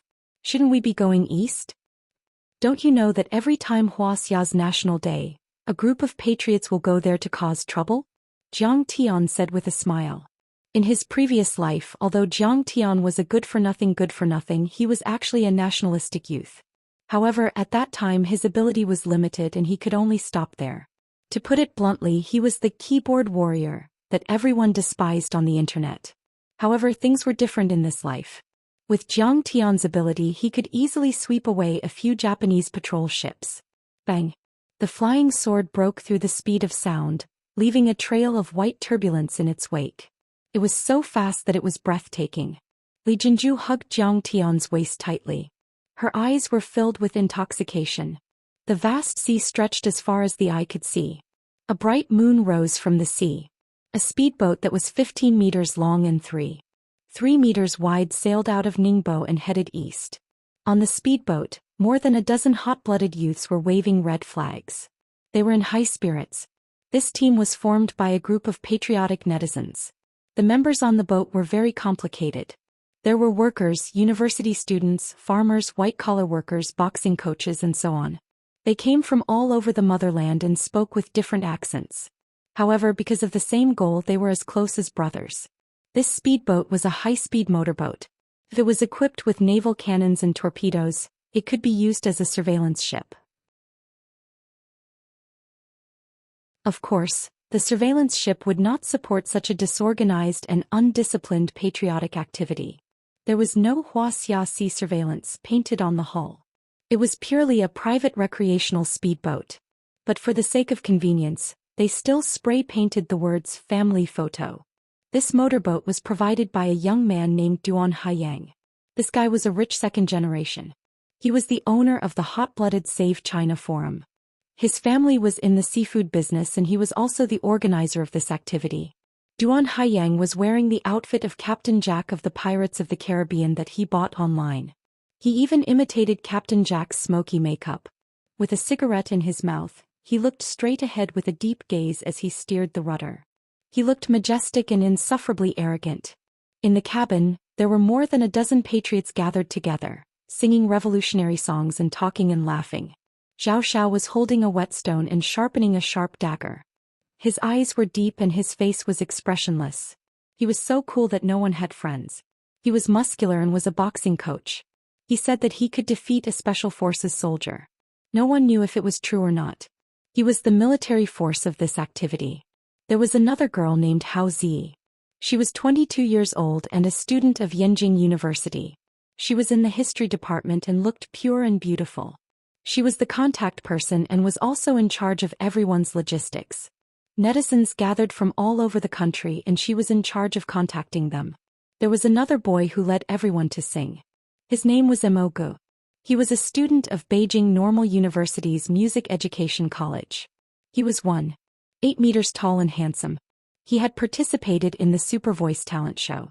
Although he was stopped in the top 50 in the country and did not win the championship, he had captured a lot of fans. He was a famous figure in Beijing Normal University and the entire Yenjing University circle. There was also a guy named Wang Guqing. However, this guy was not dull at all. He was very funny and was the comedian of this activity. Seeing Zhao Xiao's action, Wang Guqing smiled and said, "Zhao Xiao, why are you sharpening your knife? It's scary." Zhao Xiao said indifferently with a cigarette in his mouth, "Do you think I'm joking? If I meet those Japanese, I will definitely kill one or two of them." "Damn, you're serious." Wang Guqing smiled and said, "Under normal circumstances, we will circle around the island and go home. If you want to be more arrogant, we will land on the island, plant the flag, announce our sovereignty, record a video and go home." Zhao Xiao rolled up his sleeves and showed the scars on his arm. He snorted and said, "Do you think I'm joking? In the past, there have always been Japanese maritime securities patrol boats. If they really dare to come, I will kill one or two of them." As he said that, he glanced at the silent girl opposite him. This girl was not a netizen on their forum. In the morning, they were preparing the boat by the sea. When she saw them, she said that she wanted to follow. Could be said that everyone was shocked when they saw this girl. The girl was tall, snow-white, and picturesque. It could be said that she was not inferior to any of the popular Wuxia female celebrities. However, when she got on the boat, she was in a daze. Wang Guqing asked her about her background. Emogu also asked everyone to make her sing. Hao Zi gave her a box of mineral water, but she did not eat or drink. From the beginning to the end she did not say a word and was in a daze. However, Zhao Xiao realized that this girl was definitely an expert. When she boarded the boat she jumped 10 meters and the boat did not shake at all. She was a kindred spirit. Zhao Xiao knew that this girl's background was definitely not ordinary. Since ancient times beauties loved heroes. He said those words to attract the girl's attention. Unfortunately, the girl leaned against the wall of the cabin and closed her eyes to rest. She did not even lift her eyelids. He still could not attract her attention. No wonder she was called the Ice Beauty by everyone. Tang Su was a bank employee. He smiled and said, although you say that, it's better not to hurt anyone if you can. If you hurt anyone, I don't know how the Wuxia officials will deal with it. As long as you don't kill anyone, it's not a problem. Wang Guqing showed his unique sense of humor and said with a smile, this time, it can be said that we have the best National Day holiday plan.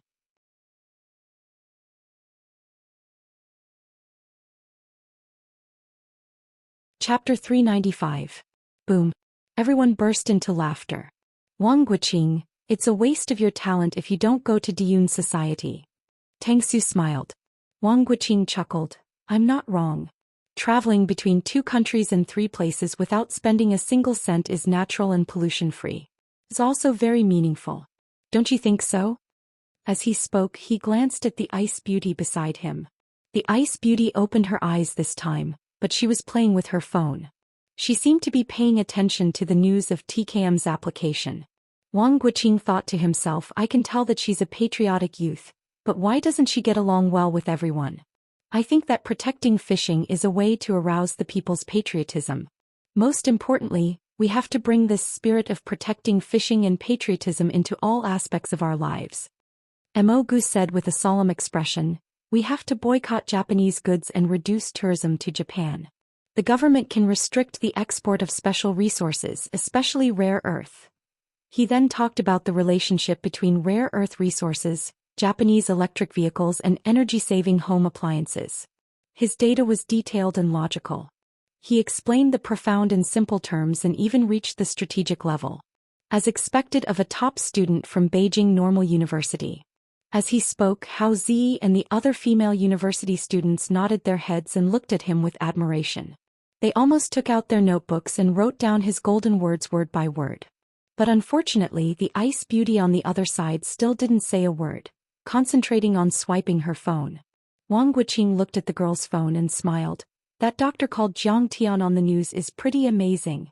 He defeated the entire TKM in one fell swoop. He raised the prestige of our country. Emogu smiled proudly and said in disdain, what's so great about TKM? Actually, Japan's TCM is also copied from Wuxia. If this divine Dr. Jiang has the guts, why doesn't he go to Japan? He doesn't dare to and is afraid of being beaten to death. He's still a coward. Emogu did not know what Tang Linglong was looking at. He was just casually talking, but he did not expect to touch Tang Linglong's reverse scale. Tang Linglong suddenly raised her eyebrows and looked at him coldly. You dare to say anything bad about Jiang Tian? Do you want to die? Do you think you're so great just because you took a trip to the Diaoyu Islands? How would you know what he's capable of? Emoji's face instantly turned red. He also knew that Tang Linglong's words made sense, but he felt a little embarrassed after being rebuked in public. Before he could say anything, Hao Zi smiled and said, actually what Emogu said makes sense. The news said that divine Dr. Zhang's medical skills were godly, and he should be able to suppress the Chinese doctors. Why didn't he go to Japan? Other than being scared, is there any other explanation? Tang Linglong snorted and said, he's afraid of Japan? You guys are so funny. With his ability, no one can stop him from killing the Emperor of Japan. At this point she did not want to say anything else. Summer insects could not talk about ice. Besides, her master did not allow her to talk about him in public. Tang Linglong was very popular with this group of men. They all surrounded her, but correspondingly, the 3 girls who came to fish together were treated coldly. Normally, with such courage, knowledge and magnanimity, a girl who was willing to fish was like a national treasure panda. He should be popular. However, when Tang Linglong joined them, it was a completely different matter. You're exaggerating. Is he not afraid of the Japanese self-defense forces? Is he a god? Hao Zi looked at Tang Linglong as if she was an idiot and sneered disdainfully. Previously, when Fang Zhanbua, a finance professor in Hong Kong, attacked the Medicine King group, he said on TV that this divine Dr. Jiang Tian is a playboy. I checked at night and it's true. He has played with many famous stars and his private life is very messy. I heard that he even has an illegitimate child. You're talking nonsense. Tang Linglong was so angry that her face turned green. Her delicate body trembled slightly and she clenched her fists tightly. She wanted to slap her. Do you want to hit someone? What kind of person are you? If you have the guts, go and fight with the Japanese. The girls stood up and pointed at Tang Linglong. Tang Linglong was filled with hatred. She also understood that these people were not evil people, nor were they mortal enemies. It was just that their mouths were cheap for a moment. Was she really going to kill them? Tang Linglong was very annoyed by the girl's words. She walked out of the cabin, leaned against the railing and stood on the deck to get some fresh air. Master, why are you with that Southern Korean witch? Why don't you understand Linglong's heart? If you need it, why don't you come to me? The image of Jiang Tian and Li Jinju together appeared in her mind again. Tang Linglong felt like her heart was being stabbed by a knife and she felt dizzy. I'm such a lunatic. In your heart I'll always be your disciple. You even hit me for your woman. What am I to you? She clutched her chest with a pained expression. Crystal clear tears flowed out of her eyes again. She suppressed her sobs and almost burst into tears. Fine, I'll die in the sea this time. Living like this is not fun at all. Master, if you know, you won't even shed a tear for me. At this time, Duan Haiyang's excited voice suddenly came from the ship. Attention, fellow countrymen and women. We're about 15 nautical miles away from the Diaoyu Islands. Everyone prepare to land on the islands and fight with the Japanese. We have a lot of friends. They're all Wuxia fishing boats. They're probably here to fish as well. Everyone was very excited. They walked out of their cabins and stood on the deck to watch. Tang Linglong raised her head and looked. There were 3 fishing boats in front of them. They all had Wuxia's flag and were brightly lit. At this time the wind on the sea was getting stronger and stronger. It had already set off 3-meter-high waves. However, Family Blessing was still moving forward. It accelerated and brushed past the 3 Wuxia fishing boats. Someone on Wuxia's fishing boat used a loudspeaker and shouted, "Hey friends from Wuxia, don't go any further. Go back quickly. There's a patrol boat from the Japanese Maritime Security Department in front of us. They just drove us out. Go back my ass.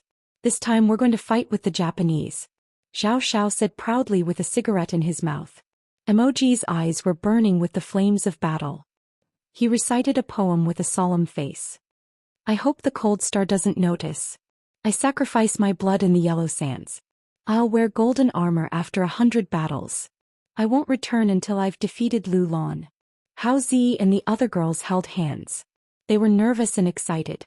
They looked at him with admiration. Wang Guqing smiled and said, "We have to get to the island. Otherwise our most economical National Day trip will be ruined." Zhang Haiyang, who was at the helm, had a cigarette in his mouth. He laughed boldly and said, "You fishing boats want to protest, but you're afraid of causing international disputes. You're only hanging around 15 nautical miles away. That's like scratching an itch through a boot." At this time, everyone saw that 3 kilometers in front of them, a few Japanese patrol boats were driving away Wuxia's 2 surveillance boats and 3 fishing boats. It was like a cat playing with a mouse. Soon one of Wuxia's fishing boats was knocked over. A few frogmen from the Japanese patrol boats jumped into the water and scooped up the fishermen. However, the Japanese surveillance boats continued to ram into the other 2 Wuxia's fishing boats. They almost capsized several times. As for Wuxia's surveillance boats, they were too small compared to the other party. They could not be of much use even if they wanted to protect them. They were completely useless. For a moment, everyone felt a little scared. Fuck, they're so ruthless. They even sank Wuxia's fishing boats. Maybe the fishermen will drown. Are these the surveillance boats of the Japanese Maritime Security Agency? Only Tang Linglong's eyes were burning with fighting spirit. Emoji's face was ashen. He quickly put on a life jacket. The others also followed suit. The Japanese patrol boats were more than 10 meters above the sea. What did 10 meters mean? It was as high as a 6-story building. If you looked at photos and videos, it would not be much. However, if you took a small speedboat and looked up, you would feel shocked. It was as if you were facing a huge monster. It was like a small insect looking up at a lion or a tiger. It felt especially powerless and small. A sense of fear emerged involuntarily. Haiyang, why don't we stop? Wang Guqing suppressed the fear in his heart and said with a smile, if we just stand here, they'll probably take us to Japan for a vacation. But if we crash into them, we might really sink. That's not a joke. Zhang Haiyang was still hesitating. He had not decided whether to move forward or not. Tang Linglong rushed into the cockpit. With a flick of her arm, she pushed Zhang Haiyang to the side. She began to steer the boat with a frosty expression. She sped up and rammed into one of the huge Japanese patrol boats.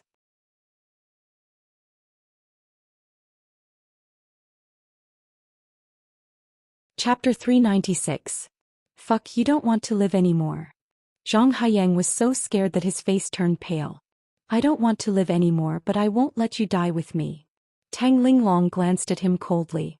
That murderous aura scared Zhang Haiyang, who originally wanted to fight for the rudder, and he subconsciously took a step back. The family fortune was super fast. While everyone was hesitating and arguing, in about 10 minutes, they were only 200 to 300 meters away from the Japanese patrol ship. For a moment, the Chinese and Japanese ships all noticed the motorized speedboat that appeared out of nowhere. The people on the boats were extremely surprised. Swish, swish, swish. Dozens of searchlights shone on the family fortune together, making it the focus of the entire sea. A Wuxia surveillance ship came from the rear. Everyone saw an electronic screen on the surveillance ship, and big red words were scrolling back and forth. The Diaoyu Islands and its affiliated islands have been Wuxia's territory since ancient times. Please stop your infringing activities. A majestic voice came through the loudspeaker of Wuxia's surveillance ship. Wuxia's ships in front, attention. Wuxia's ships in front, attention. You have entered a sensitive sea area. For your safety and the safety of your ship, to avoid unnecessary disputes, please turn back immediately. Please turn back immediately. Tang Linglong's face showed a hint of mockery. Suddenly she came out of the cabin door, picked up a gasoline can and threw it 50 meters ahead of her. Then she picked up another gasoline can and jumped out. Whoosh. Her body shot out like a whistling arrow and accurately stepped on the gasoline can that was floating on the sea. The gasoline can only sank slightly. As she threw the gasoline can in her hand, she shot out again and stepped on the second gasoline can. Then she jumped again. Her body was as strong as a dragon as she climbed steadily and landed on the deck of the Japanese patrol ship. What's wrong? Can't think straight and want to commit suicide? A girl complained resentfully. Although there were searchlights, the lights were concentrated on the family fortune and the other places were dark. Especially from their angle, they couldn't see Tang Linglong's movements clearly and thought that she had committed suicide. What's the point of committing suicide here? You can't be considered a martyr. Someone said viciously. The others had different expressions. Some were regretful, some were shocked, some were puzzled, and some were mocking. Damn, a martial arts expert. However, Zhao Zhao's expression changed drastically, his eyes filled with horror. After all, he was trained and stood at a better angle. He saw how Tang Linglong boarded the ship in that terrifying way. The PLH patrol ship Tang Linglong boarded, Daoist, belonged to the Mizuho class. It carried 2 helicopters, had a long bow and a flat deck structure, and was equipped with an OIC command post to strengthen the information and command function. It has a range of 8,500 nautical miles and a crew of 130 people. The captain, Yamazaki No, graduated from the Maritime Self-Defense Force Cadre School with excellent results. He had 10 years of experience in maritime patrol and had carried out many defense and interception missions in the waters around the Diaoyu Islands. He was familiar with everything. At this moment he laughed sinisterly and said, "Ah, Chinese pigs, they're all idiots. The government didn't come to fight for the Diaoyu Islands, but they came empty-handed. Do they want to die? Well, let's fulfill their wish. Destroy all their ships." Throughout the history of the Diaoyu Islands disputes, The Japanese side had always maintained the bottom line of strictly prohibiting casualties. Under normal circumstances, they would destroy the fishing boats of the protectors, then fish them out of the sea and control them. They would then negotiate with the Wuxia officials. Otherwise, it would not be as simple as condemnation and protest from the Wuxia side. It might cause serious international disputes. Previously they had already destroyed a fishing boat of Wuxia. The Daoist released an all-weather lifeboat. More than a dozen frogmen went into the water and fished out more than a dozen Wuxia protectors. Although the crew of the Japanese patrol ship did not dare to kill the Chinese, they could not avoid humiliation. Kneel. On the deck, a Japanese crew member pointed at the captured Wuxia protectors and shouted loudly, "Kneel my ass. What are you shouting for, you bunch of Japanese?" The two sides had fought many times over the years. The protectors also knew the Japanese's bottom line. They did not dare to kill. After all, it was not the first time that the two sides had caused trouble on the Diaoyu Islands. However, they did not expect that the Japanese crew would not dare to kill them, but they did not feel any pressure to beat and humiliate them. Bakiaro. Kill them. Many of the Japanese crew members swarmed forward and hit them in the face and back with the butts of their guns. After knocking them to the ground, they still did not vent their anger. They kicked them again and again, causing many of the Wuxia protectors to roll on the ground and scream in pain. The Japanese crew members took off their pants and peed on the Wuxia protectors as they beat them up. They even laughed proudly. "We've already taken control of your freedom. Let's see if your country's surveillance ship dares to protect you after being beaten up by us." The sounds of mockery, ridicule, berating, and humiliation were endless. In the eyes of the Japanese crew, these protectors were like lambs to be toyed with. On Wuxia's surveillance ship No. 2038, many law enforcement officers had already seen this scene with their binoculars. They could not help but feel angry. Japanese Marine Patrol ship, this is the Wuxia Marine Surveillance ship. We are cruising in the waters under Wuxia's jurisdiction. Your ship has entered our waters. Your ship must abide by our laws and regulations and immediately release our citizens on board. We solemnly protest and strongly condemn your evil deeds. Instructor Zhang picked up the microphone and shouted in a stern voice. The Chinese broadcast was first, then it was Japanese, and finally it was in English. Ah, did you see that? It's always solemnly protest and strong condemnation. Can't you change it up a little? Cowardly Wuxia Marine Surveillance ship, you're all cowards. You can't take off the label of the sick man of East Asia. Our ship is right here. If you have the guts, bring the cannon fodder over. The Japanese crew members on the Great Mountain burst into laughter. They ignored the warning and fought even harder. What should we do? We can't catch up. On Wuxia's surveillance ship number 2038, the law enforcement officers were so angry that their eyes turned red. In fact, they had been trying to approach and stop the Great Mountain together with the other surveillance ships. However, Wuxia's surveillance ship's speed was only 18 knots, while the other party's speed was above 25 knots. It was impossible to catch up and stop them. The other party fearlessly played hide-and-seek in the vast waters, letting them watch as they beat up the Chinese, but there was nothing they could do. It's impossible to open fire. Xiao Li, immediately contact the higher-ups and ask for instructions on what we should do. Also, a Wuxia girl just fell into the sea. Frogmen, quickly go down and salvage her. Don't let the Japanese take her away again. Instructor Zhang looked at the situation on the deck of the Great Mountain with his binoculars and said with a solemn face. Huh. How did she get up there? Isn't she walking right into a trap? At this moment he let out a cry of surprise. He saw a figure appear on the deck of the Great Mountain like a ghost. This girl was Tang Linglong. Then a scene that shocked Instructor Zhang even more happened. As soon as she got on the deck, she rushed toward the Japanese crew members like a gust of wind. As she ran, Tang Linglong suddenly jumped high. Bang, bang, bang, bang. She kicked 6 Japanese people in the chest at lightning speed. Crack, crack. The crisp sound of bones breaking was heard. Ah, ouch. Flush. Splash.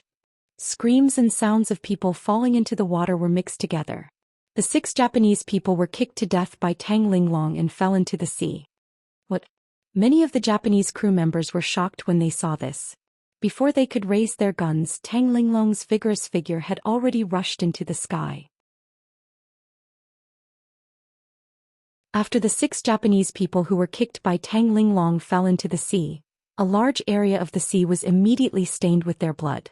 When the Japanese saw this, they knew that the person who came was definitely not an ordinary person, not even an ordinary soldier. He was a terrifying expert. They immediately panicked and fired at the dark shadow. Bang, bang, bang, bang. Gunshots were heard everywhere. The great mountain was 30 meters tall and had a draft of 9 meters. The distance between the deck and the highest point of the ship was less than 20 meters. With a leap, Tang Linglong reached a height of more than 20 meters. She looked down from above and grabbed 2 handfuls of steel nails from the backpack on her back. Then as her body spun, she threw them out as if they were free. Although Tang Linglong wanted to kill to vent her anger, she also knew that she was a soldier of Wuxia. Her identity was sensitive and must not be leaked. She could not use the weapons provided by the Wuxia military because it could easily cause a military conflict if she passed the ballistic test. Therefore she wore a black mask and used a cold weapon. Whoosh, whoosh, whoosh.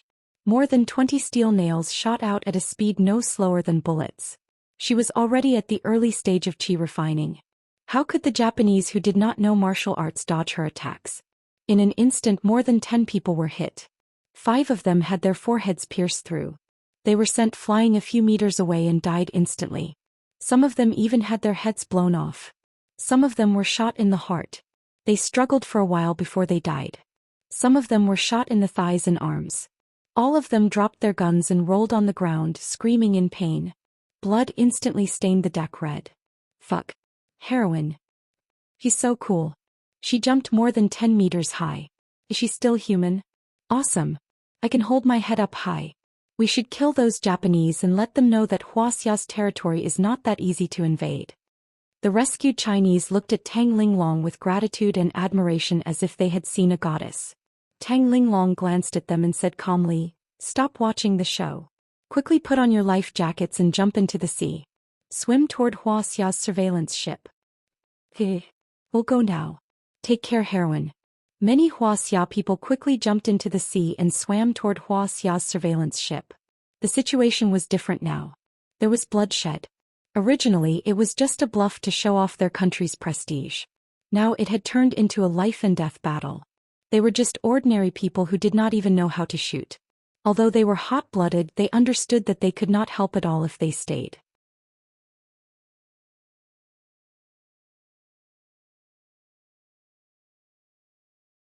Chapter 397. Baka. This Wuxia woman knows how to use witchcraft. No, she should be a martial artist from Wuxia. She's definitely not an ordinary person. Open fire. Rat-a-tat-tat. All the Japanese crew members on the Great Mountain rushed to the deck and fired at Tang Linglong when they heard the news. Moreover, the other 6 patrol boats did not care about chasing away Wuxia's fishing boats. They closed in on the Great Mountain from all directions and fired at Tang Linglong. Bastards! Tang Linglong slaughtered them like she was chopping vegetables. The pain and frustration in her heart were relieved a lot. She felt extremely happy and satisfied. She pulled out a soft sword from her waist and used the mystifying phantom steps that Jiang Tian taught her. Her slender body refracted on the deck and left behind afterimages. She dodged all the incoming bullets and charged into the crowd of Japanese. At this time Tang Linglong's eyes were as sharp as a knife. Her face was as cold as ice. Her murderous aura soared to the sky. She used all the Taishan 13 swords. Her attacks were ruthless and decisive. Could be said that she was massacring everyone. Her Taishan 13 swords was incomparably sharp. Like chopping vegetables, the East Asian people were beheaded one after another. Sometimes she would use the Howren body tempering arts punches and kicks. With each punch and kick, the East Asian people would definitely die. In just a few minutes, Tang Linglong had killed more than 80 people. The deck was already stained with blood. The sea around the Great Mountain was like boiling dumplings. More than 20 bodies floated in the sea. The scene was extremely bloody. "Instructor Zhang, I think I heard gunshots. It's not good. They won't kill the Chinese, right?" The Marine surveillance officer called Shaoli said with a pale face. After a chase, Marine surveillance ship 2038 was now less than 300 meters away from the Great Mountain. He could clearly hear the gunshots. "Then it's serious. Let's open fire." The other Marine surveillance officers also frowned and looked solemn. If the other party started to kill the patriotic citizens of Wuxia, it would be tantamount to breaking the bottom line of Wuxia. A conflict would break out at any time. This was a major event. Who wouldn't be nervous? If he didn't handle it properly, he would be punished, demoted, or even be held criminally responsible. Instructor Zhang's face was pale as he looked at the situation on the deck through his binoculars. Then his expression became even stranger. He grinned and said in a trembling voice, "It's not them who are slaughtering Wuxia citizens. It's their Japanese surveillance ship that is being slaughtered by Wuxia citizens?" "What? That's impossible." The Coast Guards were stunned. "Instructor Zhang, are you kidding me? The Wuxia citizens who had been captured were all powerless commoners. Furthermore, they had been captured with their bare hands." Instructor Zhang, who was politically sensitive, knew that the situation was serious this time. Dozens of people from the Japanese Maritime Security Agency had already died. This time, it was probably the Japanese's turn to raise a stern protest and strong condemnation. However, this matter definitely did not involve the Wuxia maritime surveillance and the government. In fact, both sides had satellites monitoring this area of the sea. From the beginning to the end, Wuxia's naval surveillance team did not fire a single shot. If you were killed, who could you blame? Instructor Zhang could not give any explanation. Today's incident would definitely be listed as top secret after this. He picked up the microphone and ordered sternly, "Everyone listen up. From now on, no one is allowed to fire a single shot. All Wuxia surveillance ships are to retreat 15 nautical miles from the Diaoyu Islands. Do not approach the Japanese ships." "Fuck you, I actually got shot." Tang Linglong, who was in the middle of the battle, suddenly trembled. She gritted her teeth and cursed angrily. Her shoulder was stained with blood. Although she was already at the Qi refinement stage and could block bullets, however, the enemy's 6 patrol ships surrounded the Great Mountain so tightly that not even a drop of water could escape. Hundreds of guns were fired at the same time. Her Qi refinement was not at the level where she could withstand continuous shots. However, Tang Linglong had already killed more than 100 crew members on the Great Mountain. She quickly rushed into the cabin, bandaged her wounds and rushed all the way to the cockpit. How is this possible? Yamazaki Ino had just experienced the most terrifying scene in his life. His face was pale and his legs were trembling. He saw from the surveillance camera that the terrifying woman was pushing her way through. His comrades fell one after another. None of them could withstand a single blow. The scariest thing was that the woman walked as if she was flying. Her body was like a ghost. She was invulnerable and could withstand bullets. She was like Wonder Woman from Marvel Comics. The entire Great Mountain had turned into a living hell. Blood and broken limbs were everywhere. "Bakiaro, this must be the legendary ancient martial artist from Wuxia." Yamazaki Ino suddenly understood. His expression changed drastically. He wiped the cold sweat off his forehead and considered if he should abandon the ship and run away. When he was studying at the Japanese Maritime Self-Defense Force Cadre School, he had a good relationship with a famous scholar. This professor was a researcher at the Defense Research Institute, the most famous official think tank in Japan. He was directly connected to the higher-ups of the Japanese Maritime Self-Defense Force and had access to a lot of confidential information. Once the two of them were drinking in an izakaya. The professor was drunk and told him some little-known truths. It turned out that the ninjas, onmyojis and kendo masters in Japan were all real. They were not just legends and empty talk. And Wuxia had martial arts figures. According to legend, Wuxia martial artists could fly in the sky and burrow into the ground. They were invulnerable to swords and spears. They could walk on water and hurt people from a distance. When Yamazaki Ino saw this, he immediately connected Tang Linglong with the legendary Wuxia martial artists. Yamazaki Ino had not made a decision yet. After all, abandoning the ship and running away was also a capital offense. He would have to go to court. He was also very hesitant.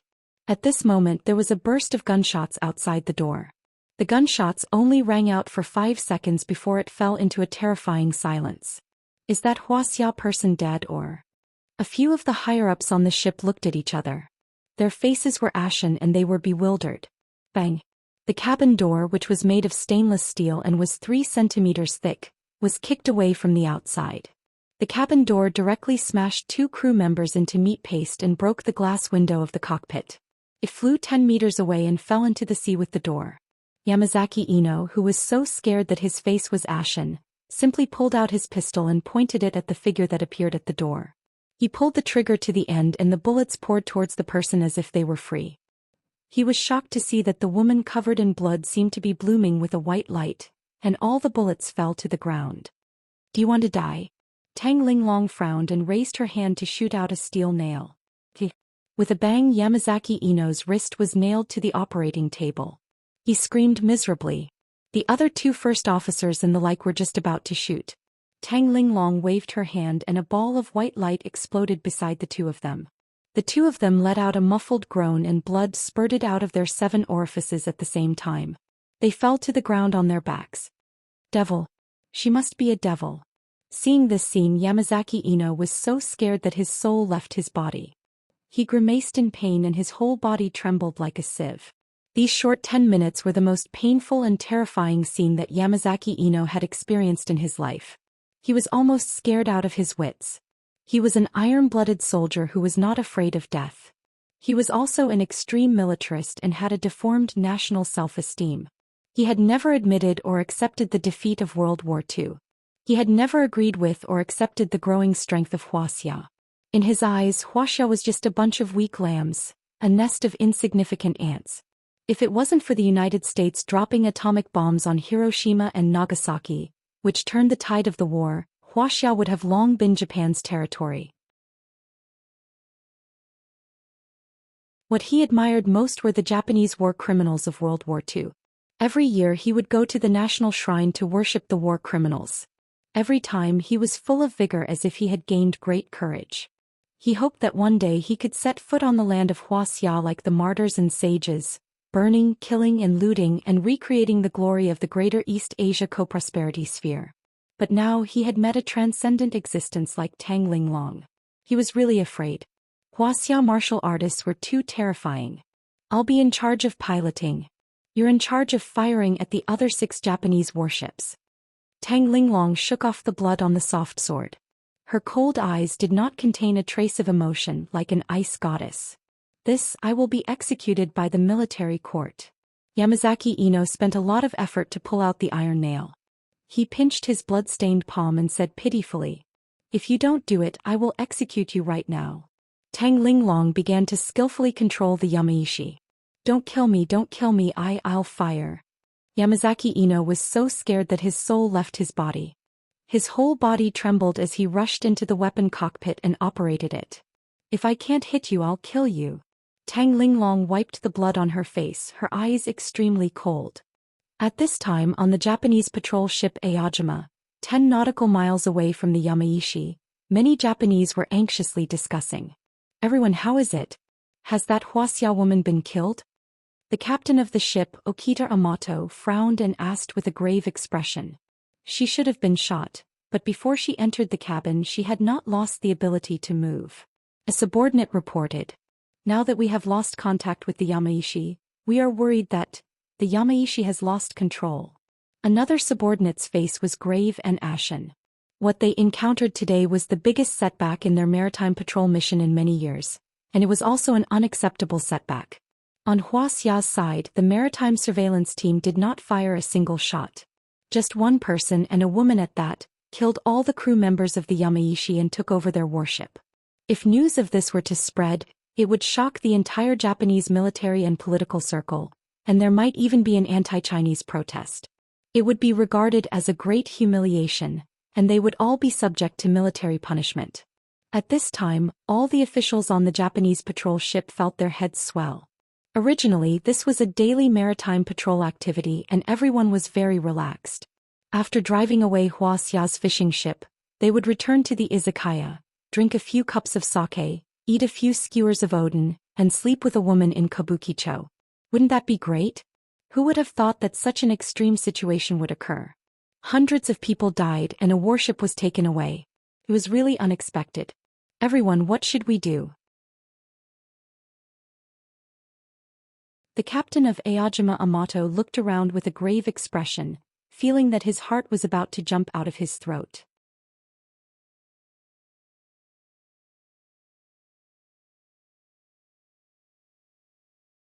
Chapter 398.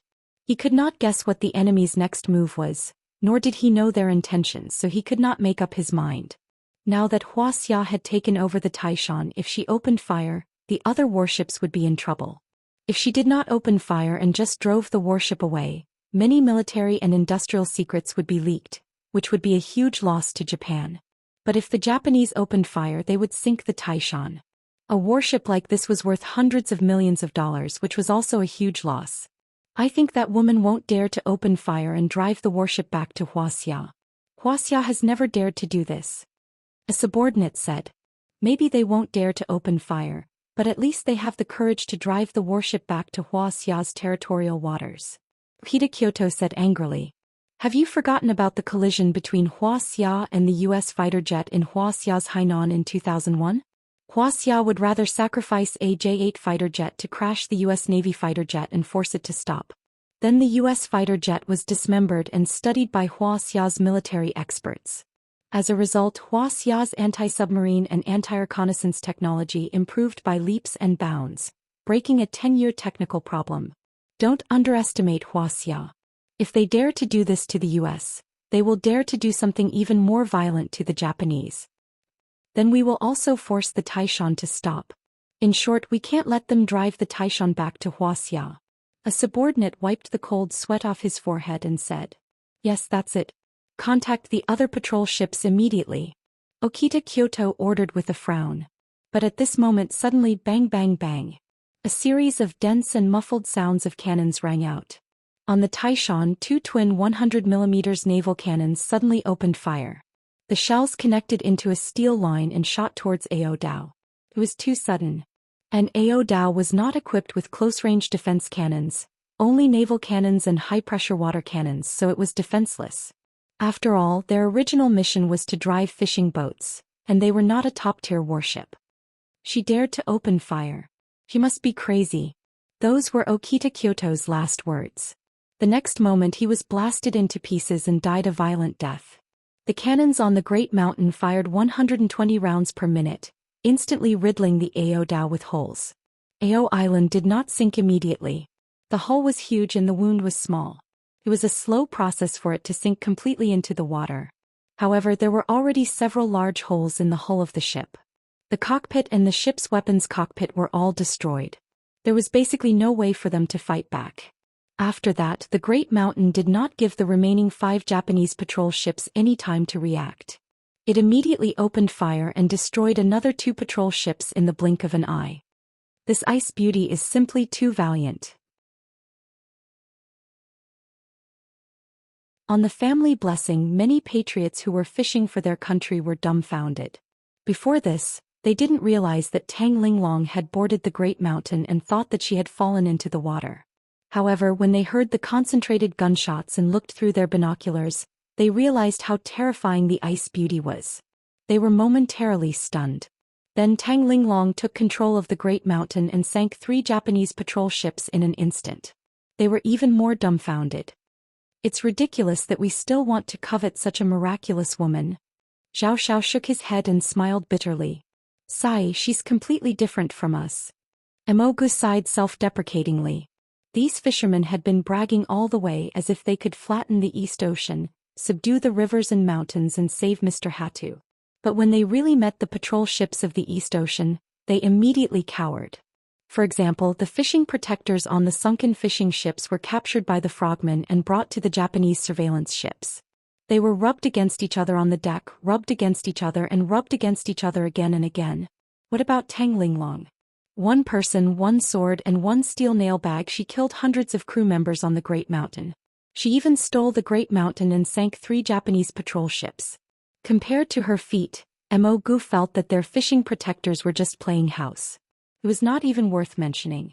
Such courage, such skills. Phew. No wonder she doesn't care about us. If I were her, I wouldn't care about us either. Wang Guqing exclaimed in amazement. He was ashamed of his inferiority. Hao Zi and the other girls were speechless. They were dumbfounded and there was only respect and shock left on their faces. Fire. All of you open fire. Sink the Great Mountain. Finally, the other 3 Japanese patrol ships reacted. The Wuxia on the Great Mountain was determined to perish together with the enemy. If they did not attack now, were they going to wait for the enemy to attack them? Moreover, they were not afraid anymore. Even if they wanted to settle the score, the Japanese would not be afraid. After all, the Great Mountain was a Japanese warship. If they attacked their own country's patrol ship, Wuxia would not be able to find fault with them. For a moment, the other 3 patrol ships surrounded the Great Mountain and fired wildly. Torpedoes, cannons, and thousands of cannons were fired at the same time. Neither side had close-range cannons. They were like heavyweight boxers who only attacked and did not defend. It was a competition of who could hit faster and harder, who could take a beating, and who would sink first. The Great Mountain had the upper hand. However, the other 3 Japanese patrol ships had the advantage in numbers. In an instant, the Great Mountain was forced into a passive position. Bang! Bang! Bang! After being hit by dozens of cannonballs in a row, the Great Mountain's weapon cockpit was shattered. Yamazaki no was also killed. Then the cockpit was also hit by a cannonball. Tang Linglong was covered in blood and flew out.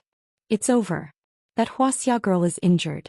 On Wuxia's surveillance ship 2038, Instructor Zhang stood up abruptly and threw down his binoculars. His expression was grave. What should we do? We can't let the Japanese kill her, right? That's right, Instructor Zhang. No matter what, she's still a descendant of the Yellow Emperor and a patriot. We can't let her bleed and cry, right? That's right. She's so patriotic, but she was buried in the sea and fed to the fishes. We can't just stand by and watch. Many of the maritime police officers looked pained and indignant. They clenched their fists tightly and suggested at the same time. When a general is outside, he won't obey military orders. Instructor Zhang's eyes were filled with tears. His blood was ignited by Tang Linglong's actions. He roared loudly, "All surveillance ships, move forward at full speed and protect the Great Mountain. We can't let this girl die." The higher-ups' orders forbade firing, but there was only one way to protect the girl. That was to use Wuxia's surveillance ships as meat shields and guards for the Great Mountain. They had to protect the girl and let her get off the ship and board Wuxia's ship. However, Instructor Zhang also knew that it was very troublesome now. They were now a few nautical miles away from the Japanese patrol ships. Their speed was only about 10 knots. It would take them more than 10 to 20 minutes to reach their destination at full speed. But after a few minutes, Instructor Zhang's expression changed drastically. He frowned and said in disbelief, "The Great Mountain is moving again. It's colliding with the Crimson Stone. What does she want to do?" Tang Linglong was covered in wounds from the explosion. She looked like a bloody gourd. Her right calf was even fractured. She felt dizzy and her ears were ringing. She couldn't hear anything. She had used her protective wind when the cannonball hit. Otherwise she would have died long ago. "Master, am I going to die?" Tang Linglong felt dizzy. She had lost too much blood and felt extremely weak. Her whole body was burning with pain. "It's really good. It seems that when my body hurts, my heart doesn't hurt so much." Tang Linglong wiped the blood and tears on her face and limped to her feet. She went to the control panel, steered the rudder and headed toward the nearest Crimson Stone. It quickly crashed over. "Master, I hope I can meet you sooner in the next life." Tang Linglong endured the severe pain. She gritted her teeth and large drops of tears oozed out of her beautiful eyes. Her hands quickly steered the rudder. The speed of the Great Mountain increased steadily and soon reached 25 knots. It moved forward at full speed and rampaged forward. 1 knot was 1 nautical mile per hour. The Great Mountain was now only 3 nautical miles away from the Crimson Stone. It would only take a few minutes for the Great Mountain to collide with the Crimson Stone. She wants to crash into it. Instructor Zhang on the surveillance ship 2038 was also dumbfounded when he saw this scene. His eyes were about to pop out of their sockets. Oh, it's too late. The Crimson Stone and other warships are firing continuously. The Great Mountain is about to sink. Someone sighed in a trembling voice. "Hero, women are not inferior to men. We are really ashamed." Many Coast Guards couldn't stop trembling. They took off their hats and saluted the ship where Tang Linglong was. Their eyes were slightly red and some even had tears streaming down their faces. "We joined the army to protect our country. We have long put aside life and death. Today's matter will only result in death. In the past, Deng Shichong of the Beiyang Navy was in the middle of the Japanese Sea in the Zhou Kingdom. Amidst the dazzling clouds, the weather suddenly changed and he single-handedly defeated the entire navy. Later, under the siege of the Japanese warships, his Ziyuan was injured in many places and the hull of the ship tilted. Deng Shichong said to all the officers and men on the ship, "We joined the army to protect our country. We have long put aside life and death. Today's matter will only result in death." He resolutely steered the ship at full speed to crash into the flagship of the Japanese First Guerrilla Fleet Yoshino. He was determined to perish together with the enemy. The Japanese warship's officers and men were shocked when they saw this. They desperately fled and fired torpedoes at the Ziyuan warship. After Deng Shichong fell into the sea, his followers tried to save him with a lifebuoy, but he refused and said, "I am determined to kill the enemy and serve my country. Today I will die in the sea. Why would I want to live?" His beloved dog Taiyang swam to his side and bit his arm to save him. Deng Shichong swore to live and die with the warship. He resolutely pushed the dog's head into the water and sank into the waves with the rest of the 250 officers and men on the ship. This scene made them think of Deng Shichong's heroic deeds in the past. Many of the Wuxia Coast Guards straightened their backs. Their eyes were filled with shock, respect, admiration, and pain as they looked at the great mountain in the distance. Their posture was perfect. The blood in their chests was completely ignited and boiling. She actually crashed into the warship. Is this Ice Beauty crazy? At this moment, everyone on the family blessing was dumbfounded as they looked at the scene through their binoculars. She's courting death. Emogu sighed. His face was filled with shock and his eyes were red.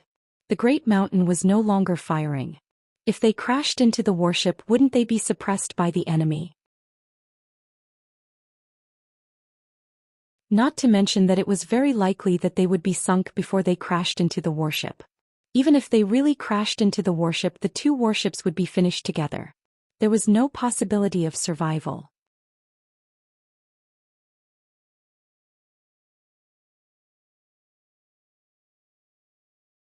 Chapter 399. Duan Haiyang puffed out a mouthful of smoke and said solemnly, "She's courting death. Didn't you see that she didn't say a word along the way? I even saw her cry. She must have encountered some obstacle that she can't get over. But this kind of girl is so skilled and beautiful. Judging from her mannerisms, she should be a girl from a wealthy family. What's there to be upset about? What's there to be unhappy about?" Wang Guqing lamented. Duan Haiyang laughed bitterly and said, "Everyone suffers. Can't get what they want, hate, love and leave. I think it's most likely that she can't get what she wants. Maybe she was hurt by love. Damn, someone doesn't want such an outstanding girl and even abandons her. Damn, is he human? He should be struck to death by lightning." Zhao Xiao complained angrily. He felt that Tang Linglong couldn't be described as outstanding. She was an extraordinary woman. She was a swordsman who was better than Hong Fu and First Madame Gongsun. She was a heroine who was better than Shi Jianqiao and Qiu Jin. But someone actually rejected her love. This person was really causing trouble. He couldn't tolerate it. "Achoo, who the hell is scolding me?" Jiang Tian drove his flying sword south. When he was about to reach the Diaoyu Islands, he suddenly sneezed violently. "Master, there seems to be cannons." Have they already started fighting? But why is it East Asians fighting East Asians?" Behind him, Li Jinju was very shocked and puzzled. She had already heard the cannons. Moreover, she saw several East Asian patrol ships firing fiercely at a warship that also had a medicinal flag flying. This little girl, is she trying to anger me to death? Jiang Tian's divine sense swept across more than 10 nautical miles and immediately saw everything clearly. He couldn't help but be shocked. He saw numerous ship cannons firing fiercely at the warship that Tang Linglong was on. Tang Linglong was covered in wounds and dripping with blood. However, she still steered the warship towards the Crimson Stone unyieldingly. Her lifeless eyes were filled with tears and she was still muttering to herself, "Master, in my next life I hope to meet you sooner. I promise that I will be better than Sister Qing'er. You will never fall in love with another woman." Jiang Tian had already vaguely felt that Tang Linglong's feelings for him had already surpassed that of a master-disciple relationship, but he absolutely did not expect that Tang Linglong, this girl, would be so extreme. Just because she misunderstood the relationship between him and Li Jinju, She actually used this kind of suicidal killing to end her life. If he didn't happen to rush over, Tang Linglong would have undoubtedly died. Break. At that moment, Jiang Tian didn't have time to think. With a low shout, he waved his right hand. The black iron flying shuttle shot out from the storage ring and pierced towards the crimson stone with a shrill whistle. The black iron flying shuttle's speed broke the sound barrier, and its pure physical attack was also far superior to that of ordinary missiles. It started from the cockpit of the crimson stone and slanted down to the bottom of the ship, piercing through it. Jiang Tian stepped on his flying sword and shot over like a hurricane. At the same time, he made an incantation gesture. The black iron flying shuttle directly shot toward another patrol ship from the bottom of the sea. Like a torpedo, it pierced through the second warship with a clang. For the maximum speed of Little Black's flying sword, a dozen nautical miles was only a matter of a breath. Jiang Tian quickly came to the sky above the sea area and directly threw out 6 or 7 5 jade talismans as if they were free. Boom. Boom. Ball-shaped lightning seemed to burst out from the cockpits and the weapons cockpits of the 3 Japanese cruisers. The lightning as thick as a thumb danced wildly like silver snakes, smashing all the Japanese crew members and the weapons systems of the information and command system into pieces. At this time, Tang Linglong had not noticed anything unusual. This kind of pure physical attack did not cause any earth-shattering explosions, so the commotion was relatively small. She continued to drive the big hill toward the slightly tilted crimson stone. The 2 patrol ships were only a few meters away from each other. At this time in the messy cockpit, Tang Linglong, who was covered in blood, let go of the rudder and slid into the seat. He felt very tired, very tired.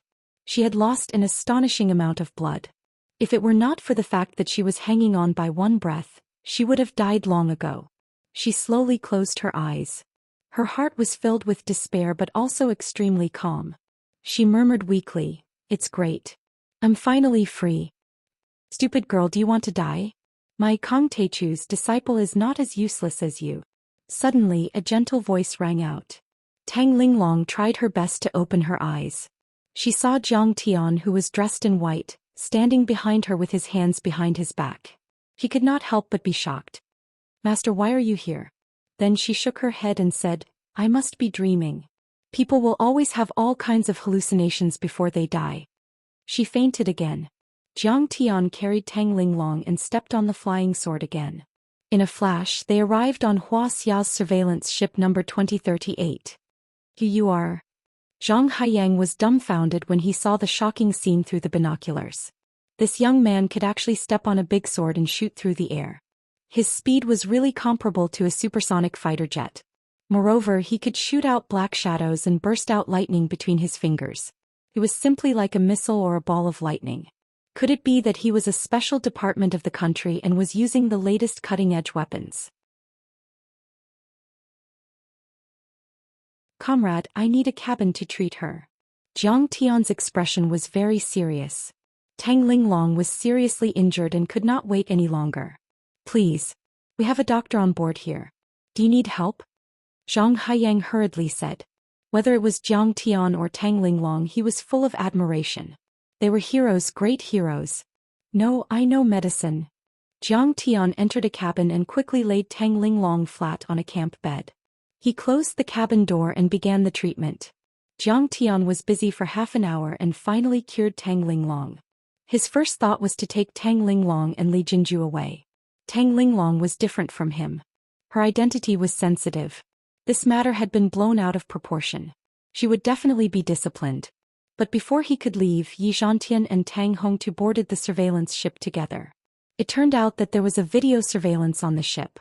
Tang Linglong's identity had been screened by the military's information system. Her identity was exposed. The situation was very serious.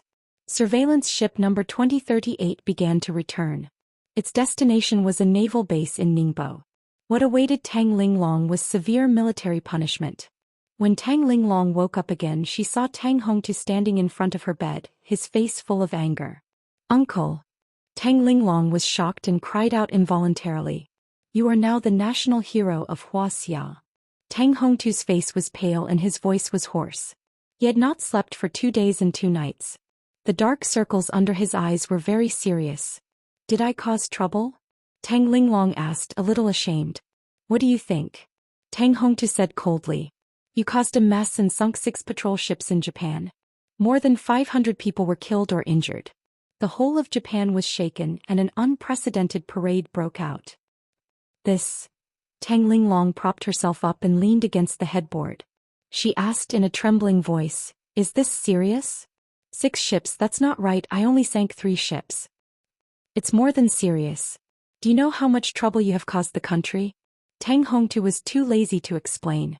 He pointed at Tang Linglong's nose and shouted angrily. An hour after the incident, the Prime Minister of Japan began a serious negotiation with our country. The Ministry of Foreign Affairs also expressed strong protest and condemnation. They also requested that the culprit be handed over to the Japanese.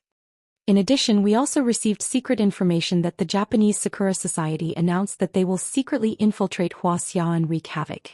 Blood for blood. You are a soldier. You know that this can be defined as a military operation by the Japanese. Don't you understand the seriousness of this matter? Tang Linglong's face was pale. She already regretted it. At that time she was in too much pain and impulsive. She only wanted to die, but she did not want to die in vain. She happened to see the family fortune fishing boat and wanted to kill a group of Japanese on the Diaoyu Islands to vent her anger. However, she forgot that she was not an ordinary Wuxia citizen. She was a long formation warrior, an elite in the Wuxia army. Once this news was exposed, the nature of the matter would completely change. It would change from a civilian operation to an organized and premeditated military operation. It might even cause a war between the two countries. She took a deep breath and said in a deep voice, Uncle, I know I was wrong.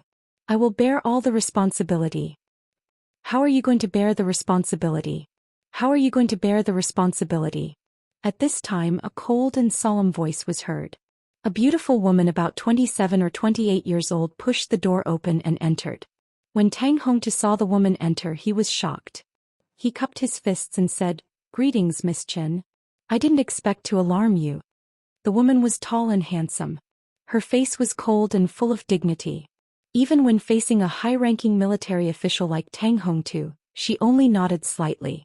Tang Linglong knew that the woman's status was definitely not ordinary. She frowned and asked, Who are you? The woman looked arrogant and did not say anything. Tang Hongtu quickly said, Linglong, don't be rude.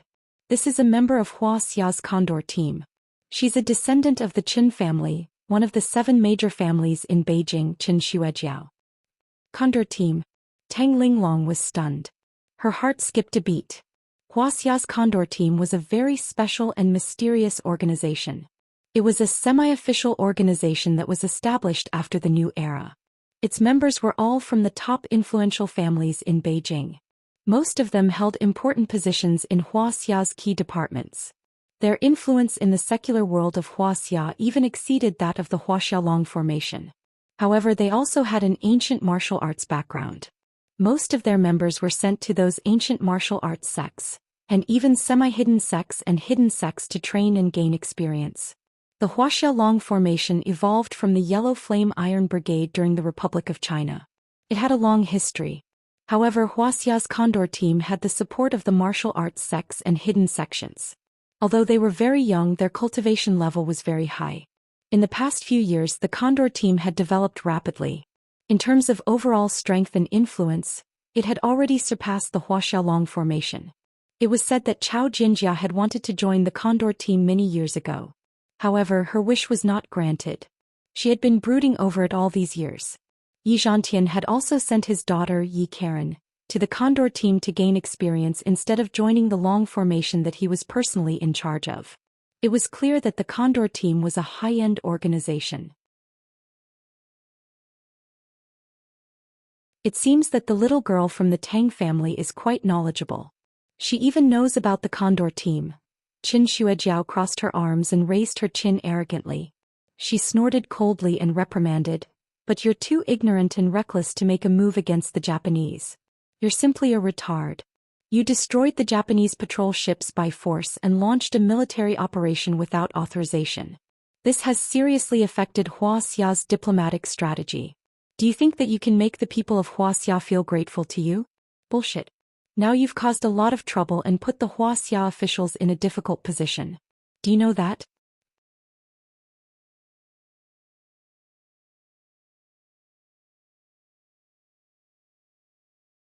Chapter 400.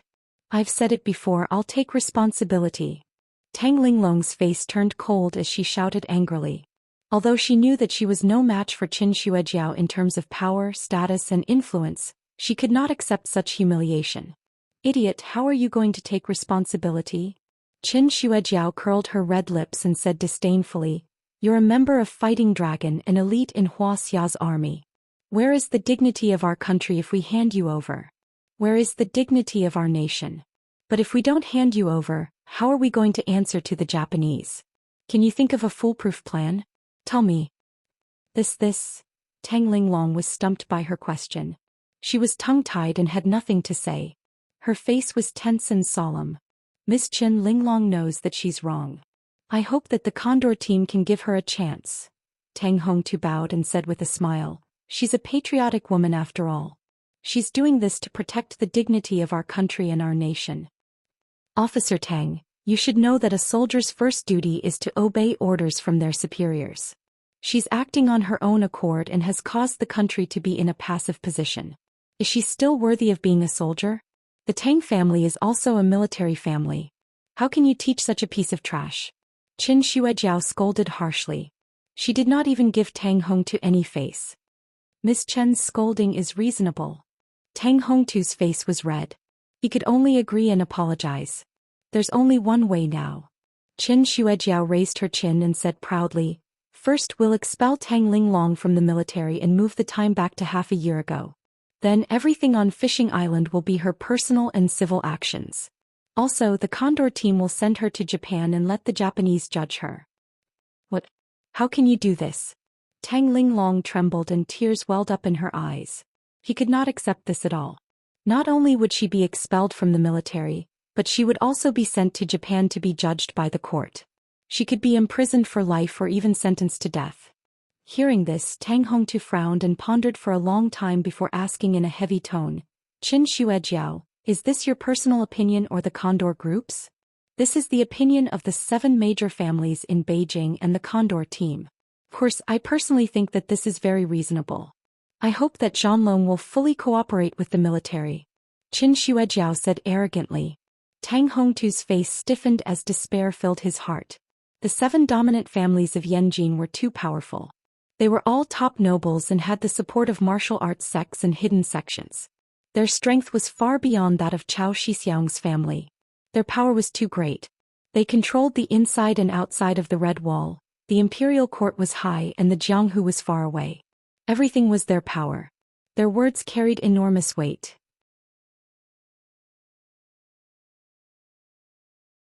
Such a terrifying clan, such a transcendent power, not to mention a small Tang family, even the head of the Tang family wouldn't be able to shake their decision. He sighed deeply in his heart. Looking at Tang Linglong, he said solemnly, Linglong, you have to be rational. Don't make any unnecessary resistance. Cooperate with the Condor team first. I will definitely protect you. What Condor team? In my opinion, they are just a few sparrows. How dare they decide the fate of my disciple? At this time, an arrogant and cold voice sounded out. Jiang Tian kicked the door open with a bang and walked in with large strides. Master, I have embarrassed you. Tang Linglong looked at Jiang Tian with mixed feelings. She was grateful, ashamed and frustrated. No, you have done well. Jiang Tian reached out and patted her head. He smiled gently and said, You have killed a lot of Japanese and raised the prestige of our country. I am very proud of you. You are Kong Teichu? Qin Shuero looked at Jiang Tian and was slightly shocked. Even though the Condor team was powerful enough to intimidate Huaxia, it was no less powerful than the Huaxialong formation. Even though she was the daughter of the Qin family in Yanjin, Kong Teichu's valiant achievements and fame made her very wary. Since you know it's me, get out of here. Jiang Tian turned around and said coldly, Bitches are pretentious. Who do you think you are to talk to me? Jiang Tian noticed that Qin Xuejiao had also reached the initial transcendent state as soon as he entered the room. To be able to reach the realm of martial Dao Grandmaster before the age of 30 was already amazing in the eyes of others. But in Jiang Tian's eyes she was nothing. Kong Teichu, don't think that you are so great just because you are the most powerful Grandmaster in Wuxia. Do you know that there are at least 80 people in the Yin sect who are as powerful as you? Wuxia is not a place for you to be so arrogant. Qin Shuejiao's face turned red when she heard Qin Fan say, "Bitches are pretentious." Her chest heaved as she shouted angrily. The Qin family was very influential in the political and business world. They controlled the Ministry of Foreign Trade and the Energy and Mineral Department and had the support of the Yin sect. They were very powerful. They had secret collaborations with many Japanese tycoons and families and were very imaginative in the international arena. This made the arrogant and domineering Qin Shuejiao act like, everyone has to listen to me, no matter who she was facing. Most importantly, although Jiang Tian was rumored to be a god in the underworld, Qin Shuejiao found that Jiang Tian did not have the powerful aura of a cultivator when she saw Jiang Tian. She could not help but wonder if these rumors were true. Bitch, I will show you how arrogant I am this time. Jiang Tian's eyes turned cold. He raised his hand and swatted it down as if he was swatting a fly.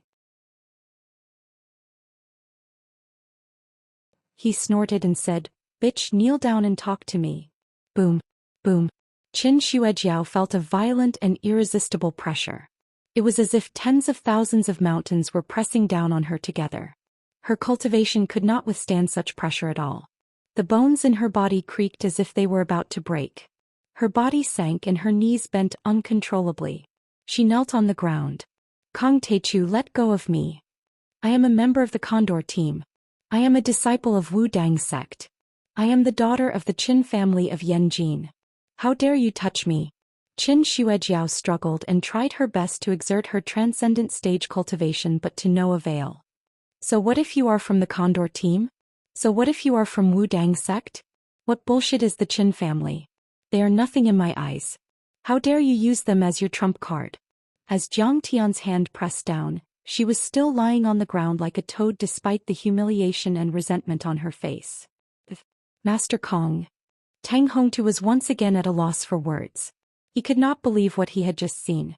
Even in the eyes of Tang Hongtu, the Condor team was not to be trifled with because they had the support of the sects and even the Yin sects. The Qin family of Yanjin was even more influential in Wuxia. Chao Shixiang's family and the Tang family of Linzhou City were too far away from them. Jiang Tian's performance had shocked him. It was the first time he had seen such a domineering person. Jiang Tian truly did things his own way, running amok without fear. It was as if wherever he went, it was his territory. Wherever he went, everything there would belong to him. Everything had to submit to him and he had to listen to his orders. With such an overbearing overlord, no matter where he went, he would be the king of the world. To Tang Hongtu, Qin Shuejiao was like a princess. She was superior and could not be disrespected or offended. However, with Jiang Tian, everything had changed. The daughter of the Qin family, who used to be a member of the Condor team, was forced to kneel on the ground by Jiang Tian. Whether it was the Condor team, the Qin family of Yanjin, or even the semi-hidden Wu Dang sect, they were just ants in Jiang Tian's eyes. "So what if I hit you? Is the Condor team that powerful? What's so great about Wu Dang sect and the Yin sects?" Jiang Tian snorted arrogantly. "Where were you when Lin Zhenyu and Xiaobin took down Wuxia? In the end he still chose to be a coward. I was the one who led Zhan Long to fight with them. Do you think you are worthy of being a big shot in front of me?" "Master Kong, she's just a junior. Please let her go." Yi Zhantian heard Qin Shuejiao's scream and hurried over. He was shocked and quickly tried to persuade Qin Shuejiao. He did not expect that Jiang Tian would still be so domineering even after he had told Qin Shuejiao everything. "Fine, brother Yi, I will give you face and spare her life. But don't do it again." Jiang Tian snorted and retracted his hand. Qin Shuejiao struggled to get up. She was panting heavily, but she still glared at Jiang Tian with hatred. Jiang Tian said lightly, "Don't glare at me. This has nothing to do with my disciple. I will take full responsibility." "How do you want to take responsibility?" Qin Shuejiao sneered. "I will go to Japan with you. I would like to see how the Japanese will judge me. As long as they have the ability to kill me, even if they use heavy weapons, it will be their ability. Jiang Tian's expression did not change as he said indifferently. Very well, Boss Yi, Officer Tang, as you can see, Master Kong is willing to go. Qin Xuejiao was neither servile nor overbearing even in front of Yi Zhantian. She was not intimidated by Jiang Tian's words. Moreover, this matter involves an international dispute. You should understand the seriousness of the matter. I advise the Dragon Group not to interfere. As the elites of the army, the Dragon Group must obey the orders of their superiors and must not interfere. Tang Hongtu furrowed his brows. He knew the gravity of the situation. The Qin family of Yanjin controlled the Ministry of Foreign Trade and Economic Cooperation and monopolized the import of many electronic and automobile brands in Japan. They were deeply involved with the Japanese business community. Tang Linglong's action had shaken the entire Japanese. The political circle and the tycoons protested. It had seriously affected the Qin family's interests. Therefore, the Qin family had to find a scapegoat to answer to the Japanese. Qin Xuejiao wasn't exaggerating at all. The opinions of the 7 major families in Yanjin were like an imperial edict. Not even Cao Shixiang dared to defy them. As for the Long formation, if they wanted to stand up for Jiang Tian, they had to consider the ancient Wudong sect behind the Qin family. Master, you can't do this. Tang Linglong was taken aback. She said anxiously, there are members of the Cherry Blossom Society in Japan. They might even use large-scale firearms. If you go in alone, they will kill you. Master Kong, you must be careful. Yi Zhantian warned anxiously. There are several immortal state warriors in the Cherry Blossom Society. These immortal state warriors are as powerful as the top elites on the dark roll. It is reckless for you to go in alone.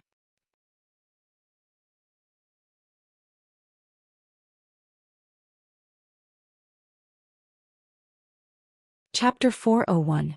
Don't worry, Brother Yi. These Japanese cherry blossoms are just a bunch of weaklings. I can kill them easily. Jiang Tian smiled at Yi Zhantian to express his gratitude. If Jiang Tian had not cultivated the gung metal divine body, even if he was at the 5th level of qi refining stage, he would still have to be careful when facing an immortal state cultivator. But now that he had cultivated the gung metal divine body, Jiang Tian was not afraid at all. He was determined to win. But Yi Zhantian's reminder was out of goodwill. A trace of pleasure flashed in the depths of Qin Xuejiao's eyes when she saw this. Jiang Taichu, oh Jiang Taichu, you're really too arrogant.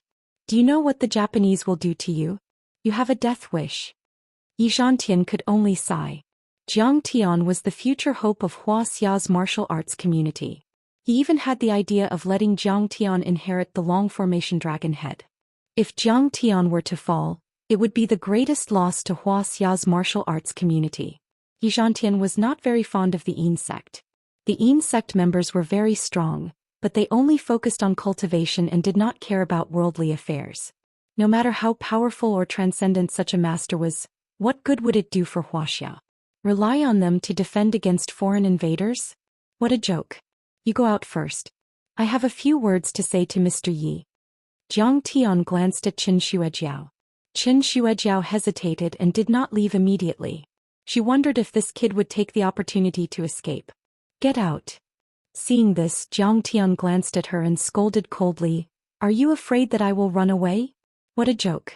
I, Kong Teichu, have never been afraid of a fight in my life. Do you think I am a member of the Yin sect? Yi Zhantian smiled warmly and said, Xuejiao, don't worry. Master Kong has always been a man of his word. Alright, Boss Yi, you have to be responsible for your words. Qin Xuejiao was so angry that the roots of her teeth itched.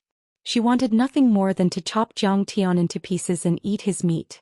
However, she could only walk out. Jiang Tian then looked at Tang Hongtu and Tang Linglong and said, Linglong, you two go out first. Yes, master. Tang Linglong and Tang Hongtu left together. When Tang Linglong went out, she realized that she was now at a naval training base in Ninghai City. It was heavily guarded outside and many soldiers were armed with live ammunition. Obviously, she was being held as the person in charge. Jiang Tian smiled faintly and said, Brother Yi, you haven't finished talking about the sects and the hidden sects. The sects are easy to understand. Yi Zhantian smiled and said, In today's Wuxia, there are many sects such as Ancient Kunlun, Ancient Wudong, Ancient Diansong, Ancient Shu Mountain Sword Sect and many others. They live in seclusion in the mountains and ponds. They don't care about worldly affairs and focus on cultivation. They have hundreds or even thousands of years of history.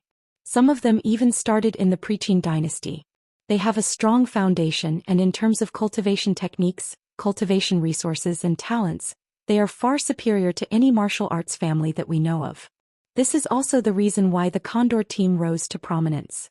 Their members are all disciples of secular families who have been trained by these sections.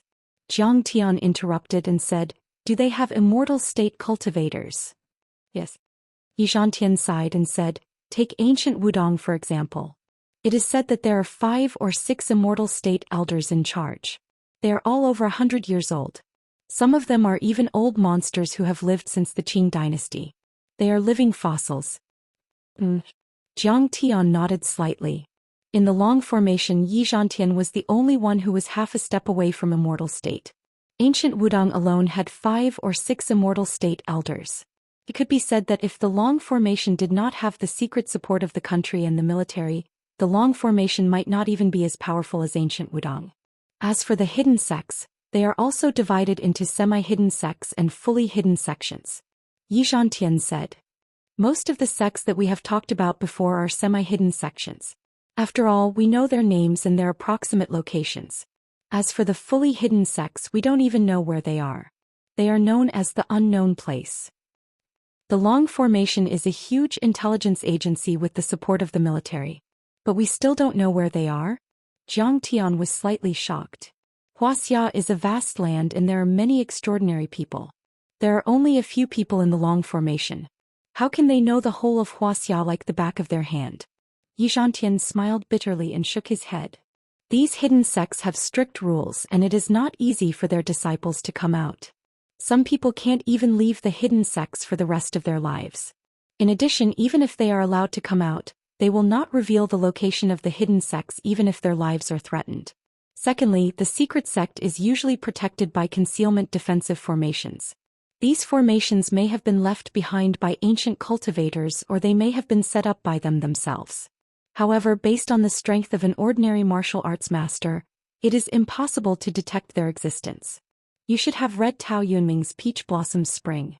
In fact, the Peach Blossom Spring that the people of Wuling entered during the Eastern Jin dynasty should be a hidden sect.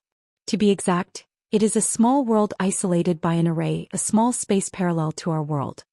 Jiang Tian's heart raced and his hands trembled slightly.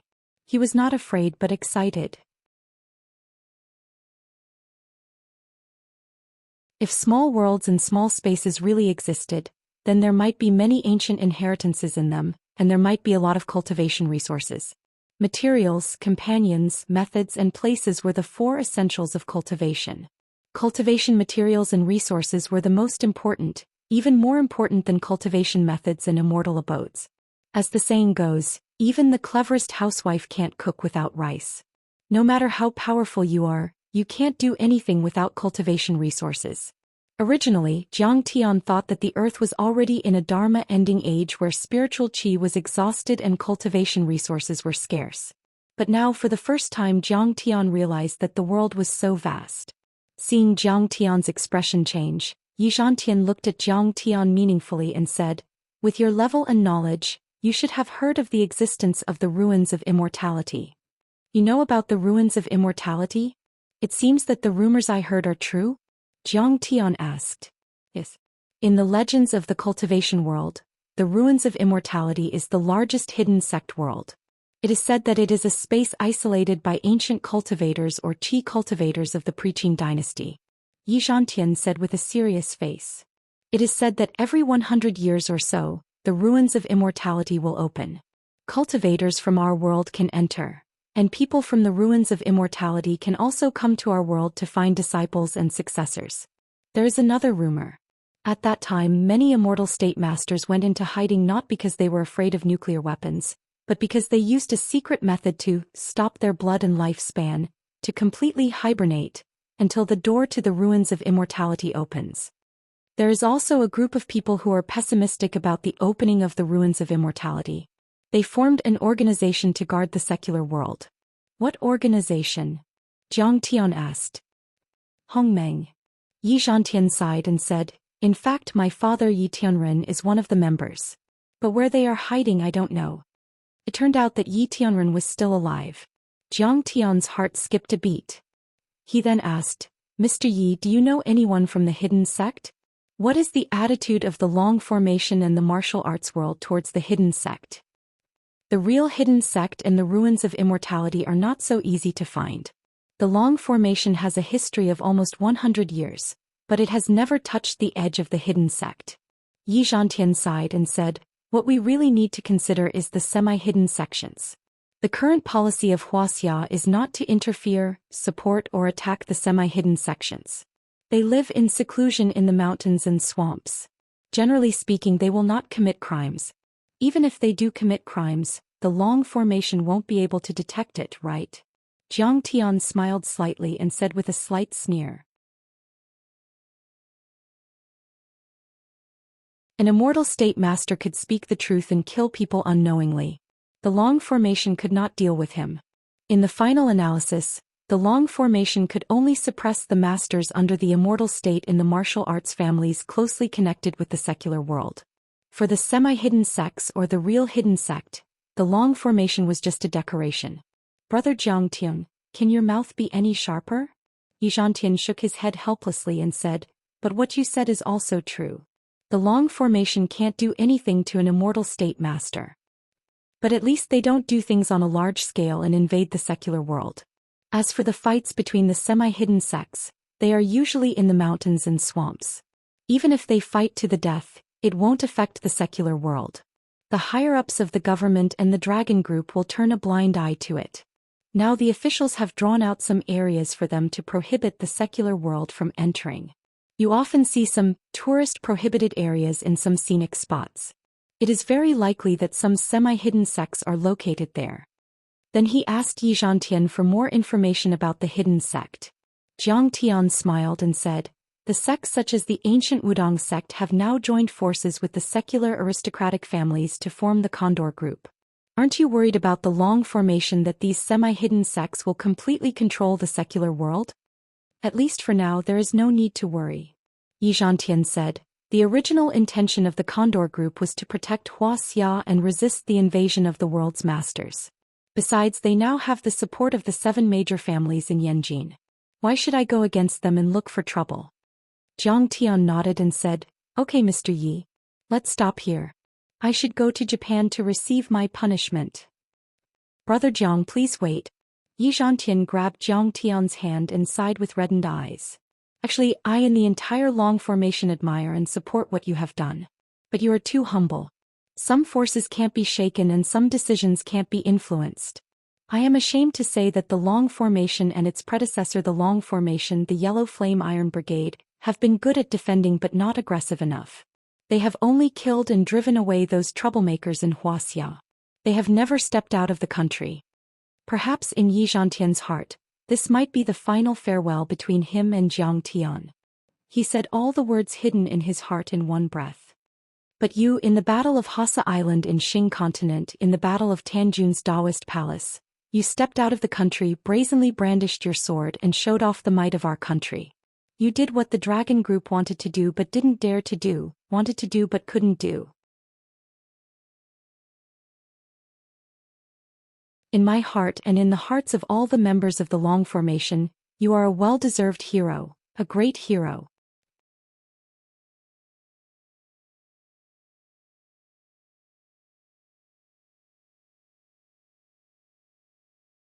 Chapter 402. Jiang Tian thought to himself, "Old Yi, you think too highly of me. What kind of hero am I? I don't have such a high level of self-awareness. To put it bluntly, they were the ones who provoked me, so I went to avenge them. Otherwise, I would have killed them for their treasures. As for controlling the Wuxia faction and Tanjun's faction, I didn't even think about it before I took action." That was what he thought, but he couldn't say it out loud. Jiang Tian smiled and said, "Brother Yi, you are flattering me. Besides, I understand that you represent the martial arts community of Wuxia and have a military background. There are a lot of things that you can't do. I know that you came to Japan not because you want to surrender, but because you want to defeat all the Japanese elites," Yi Zhantian said seriously. But you have to understand that this battle is going to be very dangerous. If you can't beat them, run away immediately. Revenge is a dish best served cold. When you reach the immortal state or even beyond that, we will deal with them. Jiang Tian saw the redness in Yi Zhantian's eyes. He patted him on the shoulder and said, "Brother Yi, don't worry. Prepare some good wine. When I come back, let's celebrate." With that, he walked out of the door. Outside the door was a spacious living room. A few young men with extraordinary bearings and vast auras stood there with solemn expressions on their faces. They were all members of the Condor team. Most of them were members of the Red Wall and came from the top 7 families of Yanjin. Moreover, they were often supported and nurtured by their respective sections. Most of them were above the transcendent state in terms of martial arts cultivation. They could be said to be the most outstanding group of young talents in China. "Grandmaster Jiang, have you finished saying your last words?" Qin Shuejiao crossed her arms and sneered disdainfully. "Are you looking for a beating? If you keep showing off, I will strip you naked and throw you on the street." Jiang Tian glared at Qin Shuejiao. Qin Shuejiao's face turned pale and she took a step back. After that, Jiang Tian ignored him and waved his hand indifferently. "Go. Let's board the plane and head straight to Japan." "Master." Tang Linglong limped forward and threw herself into Jiang Tian's arms. She hugged Jiang Tian tightly and wailed with tears in her eyes, "I'm unfilial. I'm guilty. I'm sorry that I've harmed you this time." "It's fine. I'm going to Japan for a vacation. What's there to be sad about?" With a gentle smile, Jiang Tian patted her shoulder and swept his sharp gaze across the crowd. "My disciple only killed a few Japanese devils. What crime did she commit? You can rest assured. Whoever dares to bully you, whoever dares to touch a single strand of your hair, when Master returns, I will chop them into pieces." When the experts of the Condor team met Jiang Tian's sharp gaze and felt the terrifying pressure emanating from Jiang Tian, they subconsciously took a step back. Their eyes were filled with fear and their hearts were filled with unease. "Master Kong, you must be joking. We admire Tang Linglong very much. We all know that Tang Linglong's actions are out of patriotism. However, her actions have seriously affected the relationship between Japan and our country. We have to give her an explanation." The young man in the lead took a step forward and bowed with cupped fists. His expression was humble and respectful, but a trace of jealousy that was difficult to notice flashed in the depths of his eyes. His name was Qin Zongheng, the young master of the Qin family in Yanjin. He was a Diansong sword cultivator and had already reached the initial transcendent state. Before Jiang Tian's rise, he had been regarded as the top cultivation genius in Wuxia. Recently, Yi Zhantian had even ranked him as the 20th on the divine roll. He'd always been extremely conceited and complacent, but since Jiang Tian swept through and rose up in a domineering manner, his radiance was instantly covered by Jiang Tian, and it was like a grain of rice that couldn't compete for brilliance with the bright moon, dimming in comparison. How could he not be jealous? "That's right. I'm going to Japan this time to give you an explanation and give them an explanation." Jiang Tian cracked a smile and said. He didn't like the Condor team at all. The Condor team was a group of top elites in Wuxia. They claimed that they were responsible for reviving Wuxia and protecting the country. They even had the potential to crush the Long Formation and replace it. But in fact, these slogans, these bold words, were all shouted for others to see. They were good at scheming against each other, doing business and playing politics, but how many of them had ever fought on the front lines? How many of them had bled or been injured? How could they be as brave as Huaxia's dragon group, risking their lives to kill the enemy? After all, they hadn't been tempered by war. They relied on the protection of their ancestors and enjoyed the fruits of others' labor. They didn't have much courage. They only thought about building a good relationship with the international overlords and winning economic benefits for their families or themselves. Just like how Tang Linglong killed a few Japanese soldiers, they were eager to show their goodwill to Japan and give them an explanation. They were like traitors who had betrayed their country. Where was their backbone? Where was their courage? Even though they had the support of their sects or even semi-hidden sects, even though they had many transcendent state grandmasters among them, they were nothing in Jiang Tian's eyes. Grandmaster Jiang is truly lofty and lofty, swallowing 10,000 li like a tiger.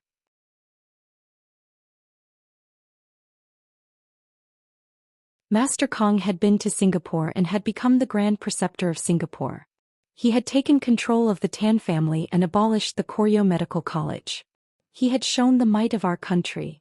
Qin Zongheng cracked a smile and said, "If Master Kong sets foot in Japan, I think he will be able to return to his country safely." How could the Japanese overlord stand a chance against Master Kong? Although his words were praising Zhang Tian, the corners of his eyes were filled with ridicule. In his eyes, so what if Zhang Tian was an immortal state warrior? So what if he had killed Xiao Bin? The Japanese Cherry Blossom Society was one of the top organizations in the world. It was not something that the Chinese Club of Star State and the Russian Winter Soldiers could compare with. Xiao Bin had only reached the half-step immortal state after 20 years of hard work. Wang Chengyan had not even reached the half-step immortal state yet. He had only cultivated both Dharma spells and martial arts and was as powerful as a half-step immortal state warrior. The Japanese Cherry Blossom Society was guarded by several immortal state warriors. Zhang Tian's body was made of iron. How many nails could he crush? If he set foot in Japan this time, he would be crushed by the Cherry Blossom Society. Qin Zongheng thought gloatingly. This was also good. The Condor team's young master Bai was planning to take over the Dragon team. If Zhang Tian died, it would be equivalent to one less strong competitor. "You want me to come back safely?" Zhang Tian smiled faintly and said, "Is that all you can do? Aren't you underestimating me too much? Aren't you overestimating this Japanese scum? If I go to Japan, I will destroy the Cherry Blossom Society with a swing of my sword." The young overlords of the Condor team looked at Zhang Tian speechlessly. How arrogant. Disdainful and insufferably arrogant. Didn't he know how terrifying the Japanese Cherry Blossom Society was? The corners of Qin Zongheng's eyes twitched a few times when he was scolded by Zhang Tian as a good-for-nothing. However, he suppressed the anger in his heart and forced a smile. Good. This time I'll accompany Master Zhang to Japan. I'll also witness Master Zhang's monstrous cultivation and great achievements. Zhang Tian ignored him. He put his hands behind his back and walked out of the barracks. He boarded a helicopter with Qin Zongheng, Chen Xuejiao, and a few other martial arts experts. "Master, I am afraid that I will never be able to repay your kindness." Tears streamed down Tang Linglong's cheeks as she watched the helicopter take off. She was full of regret. Her master had to take the blame for her impulsive actions. "Don't worry, your master will be fine." Li Jinju handed her a tissue and comforted her gently. "Go away. Shameless witch. How dare you seduce my master? I hate you." Tang Linglong looked at her. Her heart was filled with envy, jealousy, and hatred. She pushed the tissue away and shouted. She had been jealous of Zhao Xueqing before, but it was not as intense as now. After all, she knew that Zhao Xueqing was her master's first wife. Before her master rose to power, she had never left him. Later, Zhao Xueqing embarked on the path of cultivation and became a supreme beauty. She did not even have the right to be jealous. However, it was different for Li Jinju. She was jealous. She was jealous that Li Jinju could win Zhang Tian's favor. She was jealous of her position in Zhang Tian's heart. She was jealous that she could be naked with Zhang Tian. She was jealous that she could help her master's career in South Korea. She was jealous. She was jealous of Li Jinju's beautiful appearance and noble status. She was the goddess of South Korea and the #1 beauty. She was also the princess of the Li family and the palace master of the Tanjun Daoist palace. He could not compare to them. He hated everything. He hated everything in the world. She hated fate's tricks and arrangements. She loved her master more than Li Jinju. Why did Zhang Tian treat her master 10,000 times better than her? He might even slap himself in order to protect Li Jinju. Stupid girl, I'm comforting you. Why are you so rude to me? If it weren't for you, would my master be in danger in Japan alone? You are a jinx." Li Jinju wanted to comfort Tang Linglong. She even wanted to tell her the truth about Zhang Tian helping her to refine the blood pill that day. However, she did not expect her to be so ungrateful and even insulted her. She was angry and immediately retorted. She crossed her arms and said sarcastically, "Am I a witch? My master likes me to be gentle and sensible. He likes me to be young and beautiful. Unlike you, a simple-minded and violent girl. Even if you wait 10,000 years, my master will not like you." "You're talking nonsense. If you have the guts, fight with me. Tang Linglong was so angry that she was trembling. She suddenly spat out a mouthful of blood and supported herself against the wall. Li Jinju was shocked when she saw Tang Linglong vomiting blood. Before her master left, he said that he would chop anyone who dared to hurt Tang Linglong into pieces. If her master knew about this, he would not let her off. She took a step back and rolled her eyes. "I'm not going to fight with you. I'm going to Japan to help my master." She boarded an off-road vehicle and sped away.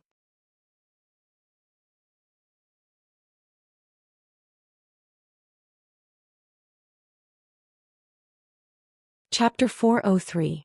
Li Jinju, don't go. Fight me if you have the guts. Tang Linglong shouted as she chased after the off-road vehicle. "Linglong, haven't you caused enough trouble?" Seeing this, Tang Hongtu felt a headache coming on. He scolded angrily. "Grandmaster Jiang is in danger alone. When the time comes, he will have to face dozens of top Japanese experts. Do you still want to cause trouble and disturb his condition?" "Oh, master." Tang Linglong was stunned for a moment. Then she squatted on the ground and burst into tears like a helpless child. "It's good to be young." Xianxia saw this and shook his head. He couldn't help but laugh. Beauty's favor was the hardest thing to bear. A beauty's love was long, but a hero's pride was short. Jiang Tian must have had a headache facing so many admirers. On a cruise ship, the Great East Asia parked near Jeju Island. In a luxurious private room, the furnishings were elegant and the lights were bright. Ishi Yuren sat at the head of the table and listened to the reports of his subordinates. "Madam, our men have been hiding around the Tanjun Daoist palace to keep an eye on Kong Teichu. However, 2 days ago he suddenly disappeared." This subordinate was also an elite of the Yamaguchi-gumi. He was a jounin and was as powerful as a transcendent grandmaster or ethereal enlightenment cultivator in Wuxia. His ability to sense aura was amazing, and he was especially good at tracking, hiding, and assassination. Back then, he had successfully assassinated a drug lord who was competing with the Japanese Sakura Society in the drug market in Detroit, United States, under the protection of dozens of top bodyguards. He had escaped unscathed, and those bodyguards did not even see his shadow. But now his face was pale and covered in cold sweat. He trembled as he reported, fearing that Ishi Yuren would kill him with one strike. After hearing the report, Ishi Yuren's face was so cold that a layer of frost could be scraped off. His eyes were filled with anger. "Useless. You can't even do this well. Get out of here and break 3 of your fingers as punishment." "Forget it, Mrs. Ishi. He's monitoring Kong Tae. It's too easy for a deity realm expert like him to hide his tracks," Hattori Hanzo advised with a bitter smile. He was a god-level ninja, and his cultivation was comparable to that of the immortal state, but there was still some distance between him and the real immortal state. Even he had more than a dozen methods to evade surveillance and conceal himself. This Kong Teichu, whose name had shaken Wuxia, was probably not far behind. Alas, ever since Kong Teichu took down Lord Tan's faction, everything has gone wrong. Ishi Imperial Lotus sighed and waved his hand to signal his subordinates to retreat. "Our Yamaguchi-gumi is a patriotic organization. In 2008 we successfully obstructed the Olympic torch relay in Japan. Every year during the Diaoyu Islands dispute, we will also ruthlessly attack those reckless fishermen from China," she said in a deep voice with a furious expression. "But this time, before our ships could even make a move, the Great Mountain and a few other Japanese patrol ships were sunk by the enemy. More importantly, we have lost Kong Teichu's whereabouts. It's really a pity. So what should we do now?" Nagaki Miyamoto said bitterly. "The assassination attempt on Kong Teichu failed, and the fishermen did not arrive in time. If Lord Anpei knows about this, I'm afraid he will be very disappointed in us." "Can you blame us for this?" Hattori Hanzo smiled disdainfully and said, "Kong Teichu is too cunning. I'm afraid he is afraid of us Japanese overlords, so he ran back to Wuxia. I think Master Anpei Jipping will also understand after he understands the situation." "Did he run away?" "Kong Teichu is known as the only immortal state overlord in Wuxia. He may even be able to suppress Yi Zhantian. He is very strong, but compared to us Japanese overlords he is still too weak." Ishi Imperial Lotus picked up the teacup and took a sip. She sneered disdainfully. He was not exaggerating. In recent history, Japan had repeatedly violated Wuxia and committed heinous crimes. They had always been suppressing Wuxia, and the two countries could be said to have a blood feud. Similarly, the martial arts world of the two countries had many conflicts. There were many bloody incidents and they were called old enemies. In the late Qing dynasty, Sasaki Koshiro, the sword sage of Japan, once traveled across the ocean to Wuxia and challenged many Wudao grandmasters. He was invincible all the way. In the end, he forced the Immortal State Master who accompanied the Empress Dowager in the Forbidden City to intervene. However, the Immortal State Overlord still lost to Sasaki Koshiro. This battle was also known as the pinnacle of the 19th century.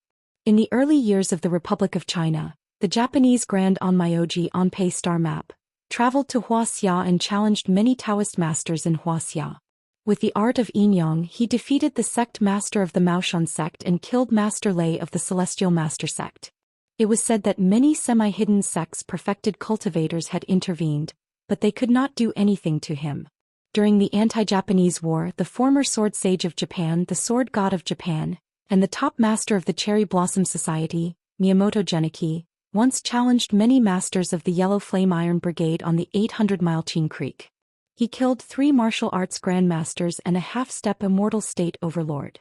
Yan'an was in a state of emergency and in the end even Yi Tianren, the great ancestor of China, intervened.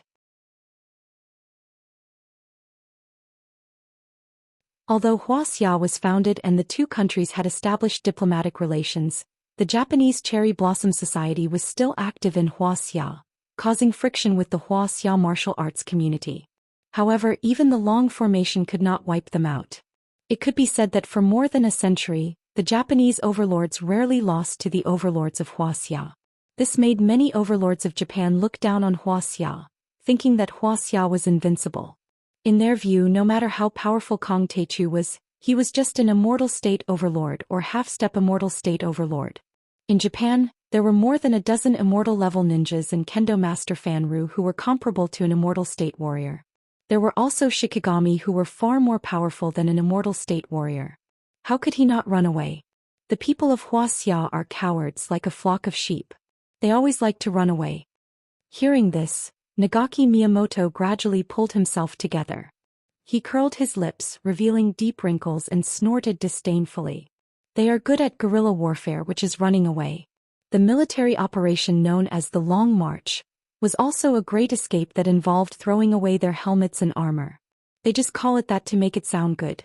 It seems that Kong Techu is no different from those ugly Wuxia people. Yeah, I really overestimated him. Hattori Hanzo smiled contemptuously and nodded. But if you think about it carefully, no one from Wuxia has dared to challenge Japan in the past 100 years. His choice is understandable. He frowned and pondered.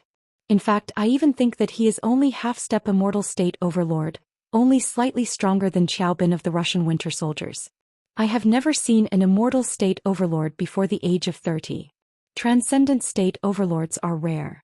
Maybe he used some secret method to disguise himself as an immortal state overlord. But if he doesn't come, we will lose a chance to show our strength. Ishi Yulian sighed regretfully. But at that moment, her satellite phone rang. She picked it up and said a few words. Her expression changed abruptly, and her jade-white hands trembled slightly. What's wrong? Seeing that she hung up, Hattori Hanzo frowned and asked. The Great Mountain incident was caused by Kong Techu.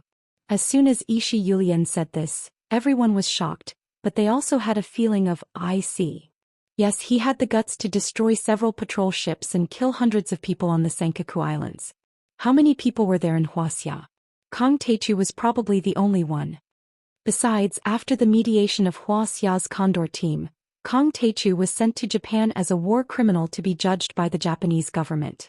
Ishi Yulian said with a complicated expression. Idiot, the Condor team is too cunning. Sending Kong Techu here. This is a hot potato. For a moment, many Japanese overlords were cursing. After the Great Mountain incident, the Japanese upper-class society, especially the military and political circles, were in an uproar and demanded an explanation from the Wuxia government. The Qin family of Yanjin was threatened and intimidated by many Japanese partners. Many Japanese consortiums said that they would terminate their cooperation with the Qin family. The Qin family immediately said that they would give Japan an explanation. And now the explanation was here. However, an immortal state warrior was no ordinary person. He was as powerful as a nuclear bomb. If they didn't kill him, it would damage the country's prestige. Killing him was extremely difficult and dangerous. If this wasn't a hot potato, then what was? If this wasn't a trap, then what was? Are you afraid? Ishi Yulian smiled like a female Zhuge Liang who was confident of victory. He smiled and said, Kong Teichu has been tied up by the dragon's snaring lasso and drank the heart-burning tea of 5 poisons. He's just a piece of trash now. What? Dragon snaring lasso? Isn't that the Dharma treasure of Nomiya Shrine? Heart-burning tea of 5 poisons. Why did we use it on him? Many of the Japanese experts present were overjoyed when they heard this. Their eyes shone with excitement. The dragon snaring lasso was one of the top 10 Dharma artifacts in Japan. According to the legends, it was made by Abe Saimai, the founder of the Japanese Yin-Yang Masters and the best Yin-Yang master in Japan. He had killed a dragon in Tsongshan Lake in Hokkaido and used the dragon's tendon to make it. The dragon was an ancient beast that had terrorized half of Hokkaido during the Heian era. It could swallow a village with its mouth and move mountains with its tail. Abe Saimai was no match for it back then. In the end, dozens of kendo grandmasters and immortal-level ninjas worked together to kill it. The power of the dragon snaring lasso was extraordinary. It could swallow the blade chi of ninjas and kendo masters and turn them into energy for the dragon snaring lasso to increase its durability. Once bound, no matter how powerful you were, you would still be captured and unable to escape. In fact, the stronger your cultivation base, the stronger the binding. Not even immortal state warriors could do anything about it. As for the 5 poison heart-burning tea, it was carefully refined by the ancestors of the Hujia school using bone-eroding vermilion frog, een snake, soul-breaking grass, red crown red, mercury water, and many other highly toxic substances. 1 drop of the tea could kill dozens of elephants. 1 pot could kill 100,000 people and turn a city into a wasteland.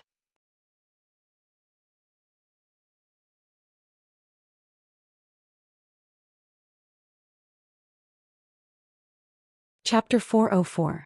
If a human took it, their blood would burn like fire and their organs would turn into blood. Not even a transcendent grandmaster or an immortal state cultivator would be able to cure it. Both the dragon snaring lasso and the 5 poison heart-burning tea were extremely powerful. Not even the great sword god of the Cherry Blossom Society would be able to stop them. The Qin family's business interests are all in Japan and they even have shares in the Mitsui Group. Qin Shuejiao is in charge of the Condor unit and she's one of us. Ishiyurin cracked a smirk and said. She notified the Cherry Blossom Society as soon as she knew that Kong Teichu was involved. Mr. Ampere Yashihira spent a lot of effort to persuade the leaders of the Cherry Blossom Society to send the dragon snaring lasso and the 5 poison heart-burning tea to Wuxia for Qin Shuejiao to kill Kong Teichu. As soon as he said that, the entire place was in an uproar. Many of the Japanese powerhouses present were celebrating, cheering and beaming with joy. This is great. Even if Kong Teichu is an immortal state warrior, he won't be able to use any of his power under the effects of the dragon snaring lasso and the 5 poison heart-burning tea. Wouldn't killing him be as easy as taking something out of your pocket? Bah. Wuxia is an inferior race. How can there be a real immortal state warrior? He is at most half an immortal state warrior. Wuxia is just bluffing. I don't care what level he is at. He is dead for sure. I will give him a taste of my blade first. Kong Teichu is so arrogant. He dares to go against us and destroy 6 battleships. However, he didn't know that the Condor team and our Japanese Cherry Blossom Society are working together. Now that there's a fire in his backyard, he has to take drastic measures. The many Japanese ninjas, kendo experts, and onmyoges who were originally quite wary of Jiang Tian instantly became excited. They rubbed their fists and were eager to give it a try. They were eager to kill Kong Teichu as if he was a fish on a chopping board. Qin Shuejiao is very efficient. We must give them more benefits. Hattori Hanzo nodded and smiled. Yes, Nomiya Shrine and the Japanese Cherry Blossom Society will have to support the Condor team in the future. If the Condor team can replace the Huaxiaolong formation, then we will have one less huge threat. We will be able to enter Wuxia as if there is no one there. Nagaki Miyamoto's eyes flashed with a chilling light as he nodded in agreement. Condor Team Dove Faction. Huaxia Long Formation Eagle Faction. Of course, the Dove Faction had the final say in an enemy country. Nomiya Shrine Ampere Kihesama's instructions are, Ishi Yulian said coldly, let our ships head south and meet Qin Shuejiao's ships on the high seas and take over Kong Teichu. Her beautiful face was stern and her phoenix eyes were cold.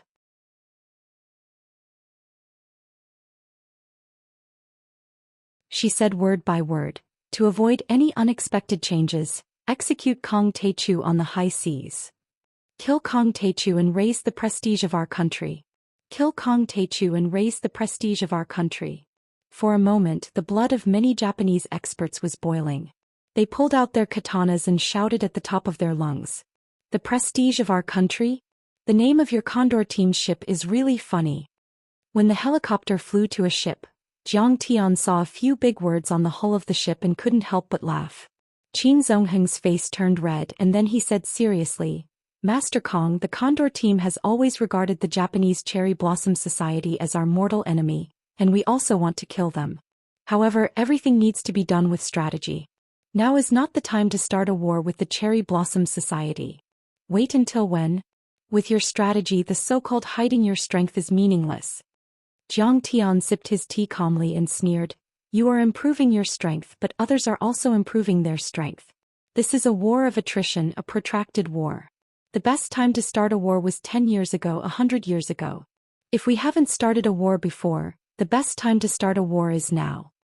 Even if we suffer heavy losses, we can't let them live peacefully. Even if we lose 800 of our own men, we have to injure 1,000 of our enemies. Look, the Cherry Blossom Society has been snatching cultivation resources in Wuxia for so many years. How deep is their foundation? And when did the Condor Team go to Japan to snatch cultivation resources? Qin Zongheng's face froze and he said anxiously, the Cherry Blossom Society has 4 major shrines and 12 shikigami. Most of these shikigami originated from the Heian era, and they have hundreds of years of history. They absorb the power of faith of the people every day and cultivate a huge amount of soul energy. They have unfathomable abilities and even immortal state experts are no match for them. He asked in a hoarse voice, do you think you can kill them? Isn't it a hopeless situation for us to set foot in Japan? We have to conserve our energy. Oh wait 20 years, 50 years, 100 years. Will these shikigami die? Jiang Tian sipped his tea and sneered, no, their soul energy will only grow stronger. You are a senior member of the Condor Team, and you have a broad vision and experience. You should know that the competition in the cultivation world is actually a competition for cultivation resources. Then you should be robbing and snatching instead of hiding in China and wasting your resources. Don't think about splitting the cake, you should think about how to make it bigger. I can't explain it to you. Qin Zongheng's body trembled and his face paled after hearing what Qin Fan said. But he didn't say anything else. He just frowned and looked at the national prestige that was getting bigger and bigger outside the cabin. Jiang Tian didn't know that Qin Zongheng's heart was already in turmoil. Jiang Tian and Bai Diqing, the leader of the Condor Team, had completely different views. Could be said that they ran in opposite directions. He felt that Jiang Tian's words were outrageous, but after thinking about it, Jiang Tian's point made a lot of sense. Is Lord Bai wrong? The moment this thought came to Qin Zongheng's mind, he was shocked. How could he have such thoughts? How could he question Lord Bai's authority? He was the most popular young master in Yanjin and the spiritual leader of many young masters. He was also the personal disciple of the sect leader of the Mount Shu Sword sect. He was only 32 years old, but he had already reached the peak of the transcendent state. Even Yi Zhantian wasn't as powerful and domineering as he was. In Qin Zongheng's mind, Bai Diqing was like a god. And yet he started to doubt Bai Diqing's point of view just because of a few words from Jiang Tian. It was dangerous to think like that. He couldn't talk to Kong Teichu anymore. Master Kong, we need to tie your hands. Please cooperate. Qin Shuejiao took out a 10-meter-long silver rope from her backpack and said with a cold frown. Is that necessary? Are you really treating me as a prisoner? When Jiang Tian saw this rope, his heart skipped a beat as he spoke unhurriedly. It's just a procedure. The other party also asked for it. Only by handing you over to the Japanese will the other party be satisfied and not make things difficult for Wuxia. I hope Master Kong will cooperate. Qin Shuejiao sneered arrogantly. He provoked Jiang Tian again. Master Kong is powerful and his martial arts are amazing. He can break steel with his hands and penetrate stone with his fingers. Are you afraid of a mere rope? Don't you dare mock me. This tea should be the heart-burning 5-poison tea. Of course it might have other names. Jiang Tian swirled the teacup and said with a smile. But in short, it's made from bone-corroding vermilion toad, snake, soul-breaking grass, crimson crown red lotus and heart-piercing lotus, these 5 types of extremely poisonous plants, plus over 30 types of heavy metals, evil and filthy things, and after being steamed and dried for a long time, it can burn a martial artist's blood essence and burn their internal organs. Isn't this tea enough? You know that this tea is poisonous, yet you still drink it? Qin Zongheng and the other experts of the Condor team were instantly on guard. They looked at Jiang Tian, waiting for Jiang Tian to resist. Jiang Tian couldn't be bothered with them. He took another sip of the tea and said indifferently, "It's not bad." Qin Shuejiao's pretty face was deathly pale, but she gritted her teeth and approached with the rope. She smiled and said, "Grandmaster Jiang, please forgive us. Your cultivation is too high and you have a violent and bloodthirsty personality. We really don't feel at ease." You're considerate." Jiang Tian smiled faintly and extended his hands cooperatively. He knew that Qin Zongheng could still be saved. Perhaps he was just bewitched by Beidasheng. However, the interests of Qin Shuejiao's family were all in Japan, and they were closely related to the various financial groups in Japan. If it was in the past, they would be considered traders and comprador lackeys. There was no way to convince them. "Master Kong, I'm sorry." Qin Shuejiao walked to Jiang Tian carefully and tied a knot on Jiang Tian's hands with the dragon snaring rope. At this moment something unexpected happened. The dragon binding rope seemed to have a mind of its own. Like a spirit snake, it slithered around Jiang Tian's body, entangling his hands and feet. In an instant Jiang Tian was completely tied up. "It's really a treasure." Qin Shuejiao took a step back subconsciously. Then she smiled calmly. "Kong Teichu, are you scared now?" This is called the dragon snaring rope. It's made from the tendons of the ancient hornless dragon. It's really good." Jiang Tian also praised unhurriedly. Then he said disdainfully, "However, there's no Dharma treasure in this world that can tie up Kong Teichu." Seeing this, Qin Shuejiao sneered. "Kong Teichu, you're quite knowledgeable. But this dragon snaring rope can even tie up an immortal state warrior. This time you're really dead. Let's see how long you can be arrogant. Even if I die, I'll be more honorable than you traitors." Jiang Tian sneered. Qin Shuejiao was so angry that she vomited blood. The helicopter landed on the Guowei. Jiang Tian was lifted up by them again. He got off the helicopter and sailed to the rendezvous point. On the way, Jiang Tian didn't talk to Qin Zongheng and Qin Shuejiao at all. He was locked in the small black cabin and no one brought him water or food. However, Jiang Tian didn't care. With his current cultivation he could go without food for a few days without any problems. "Sai, hurry up and deliver. Once the paperwork is done, I'll be able to exonerate Ling Long. Then I can go on a killing spree." Jiang Tian could hear Qin Shuejiao's smug laughter and conversation in the cabin not far away. He closed his eyes silently and a mocking smile appeared on his face.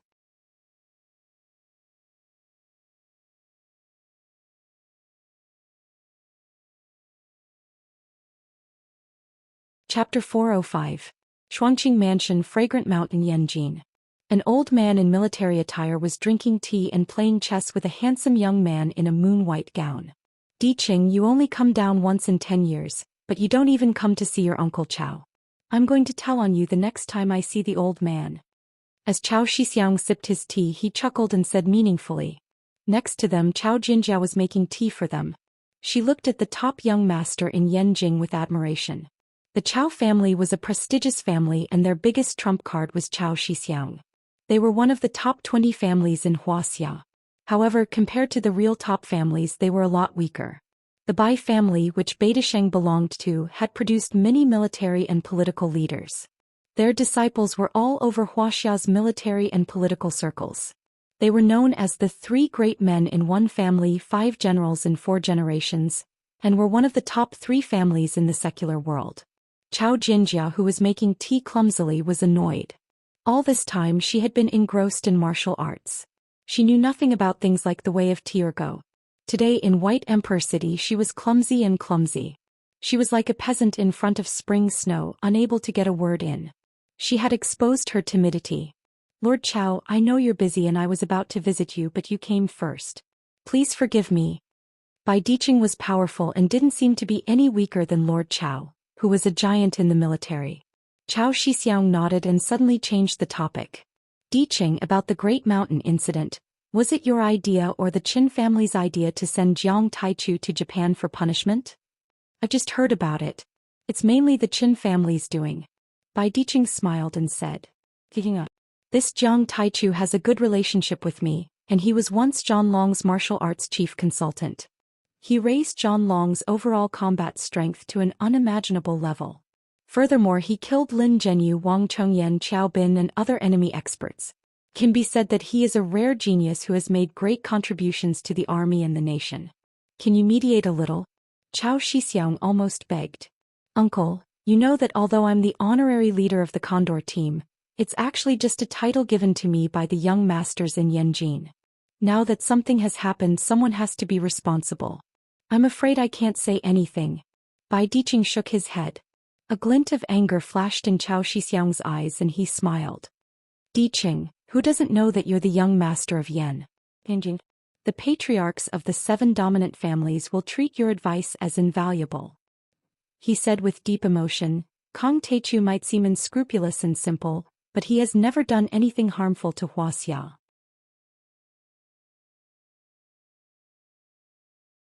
Moreover, he's the imperial preceptor of Singapore and has a deep relationship with Lord Tan. Protecting him will be a great benefit to Wuxia's martial arts community and Wuxia's economy and society. Lord Qiao, you think too highly of me. Firstly, I don't know how to help the people and have no position in the military or politics. Secondly, I'm not good at interpersonal relationships and have no business in the secular world. You can say that I'm a useless person who knows a little about martial arts. What Yanjin Crown Prince's spiritual leader? That's what other people used to make fun of me. Did you really believe it? Bai Diqing laughed out loud. Brat, don't play dumb with me. Xiao Xixiang smiled helplessly and pointed at Bai Diqing. Then he said with emotion, Diqing, my idea is for you to inherit the long formation of the Martial Arts Alliance while Kong Taichu manages the Martial Arts Alliance. You two will work together to protect Wuxia. Believe me, if you protect him, he will become your right-hand man. Bai Diqing said seriously, Lord Qiao, I understand that you love talents, but I think you don't have to worry. I know that Kong Taichu is very capable. He's known as the #1 Grandmaster on the Divine List. He has defeated Hong Tianzhao, Mo Haoxiong, Wei Shuofeng, Lin Zhenyu, Southeast Asia's Oyila, Master Qing Lian, Wang Chongyan of Singapore, Qiao Bin of Russia, and many other martial artists. His cultivation might have already stepped into the half-step divine realm. What kind of grace is this? What kind of talent is this? What kind of heaven-defying cultivation is this? He smiled slyly and said, Send him to Japan and shut the mouths of the Japanese officials. Maybe he can even defeat the Cherry Blossom Society and raise the prestige of our country. Isn't this killing 2 birds with 1 stone? I also know that you and Uncle Yi Zhantian of the Long Formation have been trying to make Wuxia's martial arts world go international. Isn't this a good opportunity? Xiao Xixiang sighed in his heart. He knew that he couldn't persuade Bai Diqing today. He smiled bitterly and got up. Well, let's wait for the good news together. Out of the Shuangqing villa, Yi Zhantian led the 4 great spirit generals and asked, Lord Qiao, what does Lord Bai think? Xiao Xixiang didn't answer directly. He spat on the ground and gritted his teeth. Bai Diqing, you are too narrow-minded and jealous. You are sending Kong Taichu to his death. Yi Zhantian's heart sank. He sighed and said, Lord Qiao, are we really going to let Jiang Tian take the risk alone this time? There are several immortal state warriors in East Asia. More importantly, this is within the borders of Japan. If the Japanese self-defense forces are involved, Kong Taichu won't be able to come back alive. This time Kong Taichu is really in danger. Black Tortoise said worriedly. Xiao Xixiang frowned and sighed.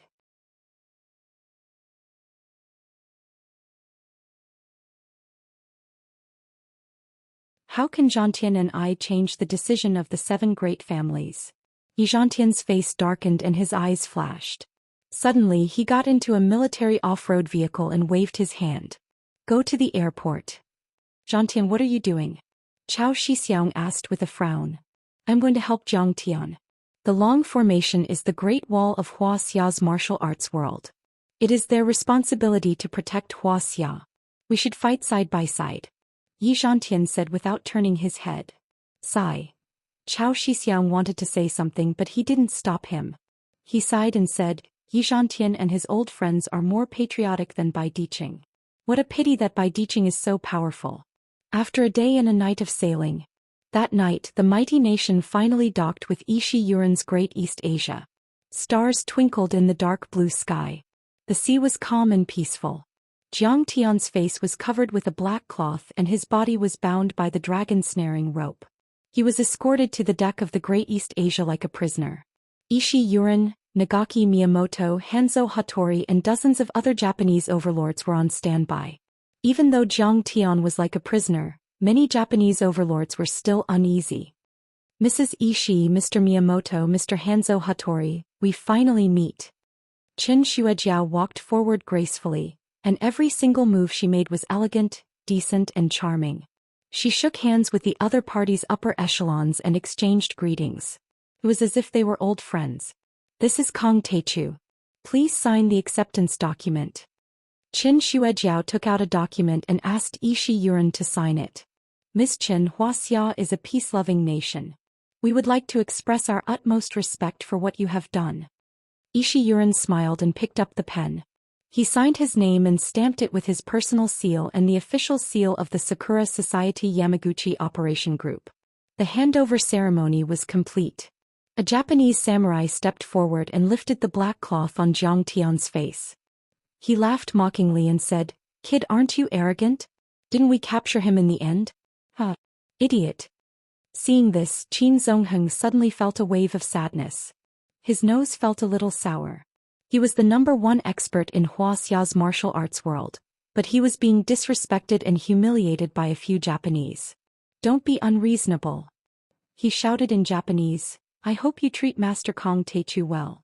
Our country will also use diplomatic means to reach a fair and just solution with your country. Treat him well? He's already a prisoner, a lamb for us to slaughter. Moreover, he killed so many East Asians. Why should we treat him well? Humph, we will cut this devil into pieces today. Yes, we will also upload the video online and let everyone know the consequences of offending us Japanese.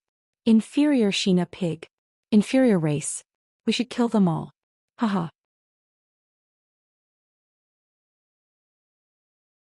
The sick man of East Asia has always been an ant that we bully.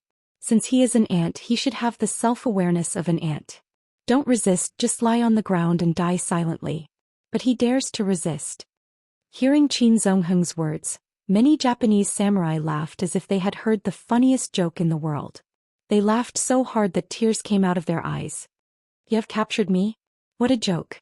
Jiang Tian's cold gaze swept across the East Asian people as he smiled faintly and said, I am the one who captured you, right? Ishi Yulian, Miyamoto, Nagaki, Hattori, Hanzo. Very good, everyone from Nomiya Shrine is here. I was just about to look for you. What kind of taste does this kid have? Meeting Jiang Tian's cold eyes, Ishi Yulian, Miyamoto, Nagaki, and Hattori Hanzo suddenly felt their hearts tighten. They had a bad feeling. They felt that they were the prey and Jiang Tian was the hunter who was going to kill them. But then they comforted themselves with the thought that no matter how powerful Jiang Tian was, he had already taken the heartburn tea and was bound tightly by the dragon-snaring lasso. Even if he was an immortal state warrior, he would be at the mercy of others. That warrior didn't realize the danger he was in. He pushed Jiang Tian's head a couple of times, and with a face full of disdain, he scolded in a loud and imposing voice. Idiot! What are you staring at? Behave yourself. Master Kong, do you think you are that great? Aren't you still subdued by us now? Kneel down obediently and let me cut off your neck. Is that so? You want to chop off my neck? Come on. Jiang Tian suddenly let out a hideous laugh as he pushed his arms forward. Bang! Bang! A few muffled sounds. Under everyone's incredulous gaze, the dragon-snaring lasso created by Abe Saimai became thinner and thinner. In the end, after a few blinding flashes of golden light, the lasso broke and fell to the ground like a dead snake. Jiang Tian was like a demon god who had broken the shackles. He took a step forward and stood there majestically.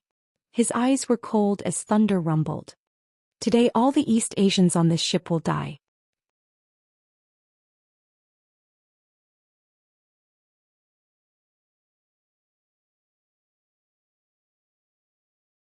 Chapter 406.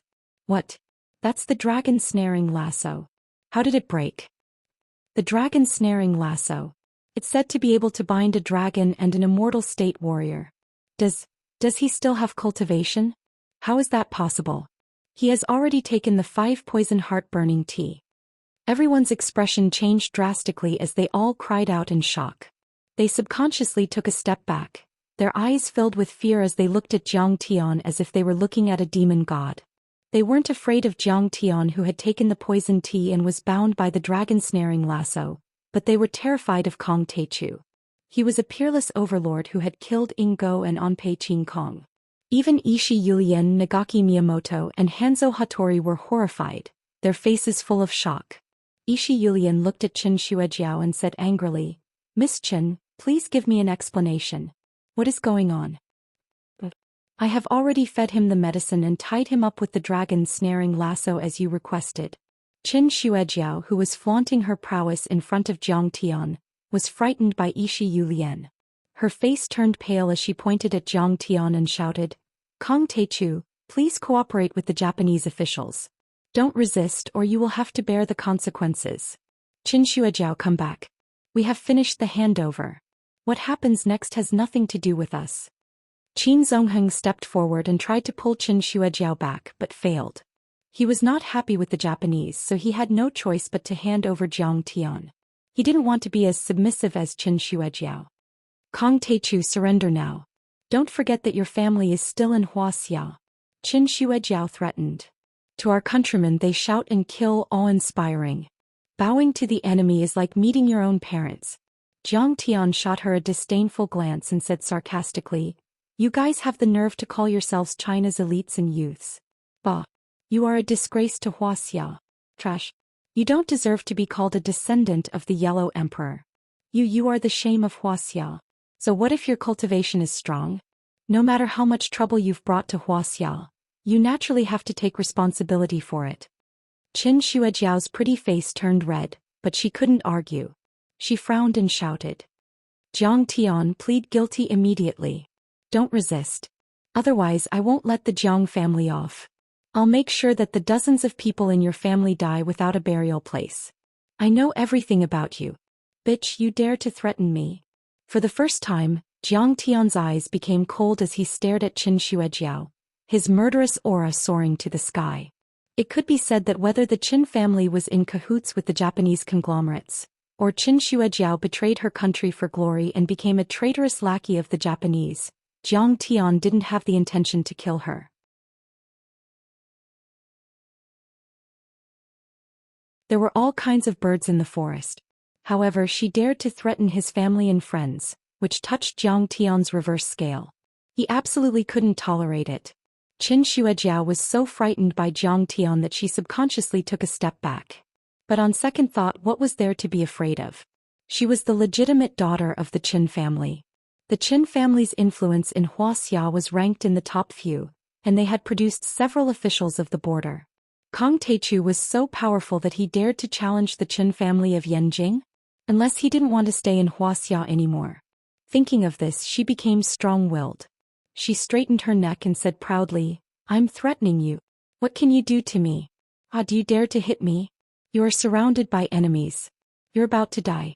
You'd better behave and not cause trouble for your family." "You're right. I won't hit you. But I will kill you." Before Jiang Tian's voice died away, he stretched out his hand and made a grabbing motion. Qin Shuejiao felt a strong and irresistible suction force coming at her. It was as if she had fallen into a black hole in the depths of the universe. Even if she used many secret techniques, she still couldn't break free. She flew uncontrollably in front of Jiang Tian. Her snow-white and slender neck was already grabbed by Jiang Tian's right hand, which was like a big iron clamp. Let go of me.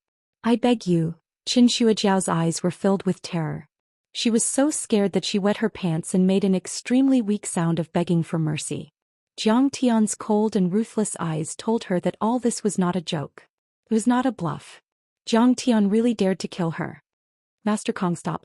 This woman, you can't kill her. Qin Zongheng was so scared that his face turned pale. He cried out and begged for mercy. Even the Heavenly King can't threaten me, let alone you. Go and die. Jiang Tian smiled ferociously as he exerted force in his hands. Only a crack could be heard.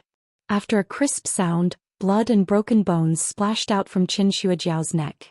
Her head hung limply to the side. Her bloodshot eyes protruded out and blood flowed out of her orifices. She was already dead. What? He killed Qin Shuijiao? Many members of the Condor team were stunned. Even Qin Zongheng's forehead was covered with sweat. His face was pale and he was on the verge of collapsing. Qin Shuijiao. She was the daughter of the Qin family.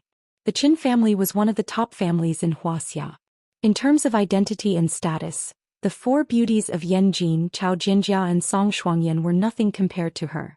Be it the richest people on the Forbes list or the influential officials of the border, they all had to give her some face when they saw her.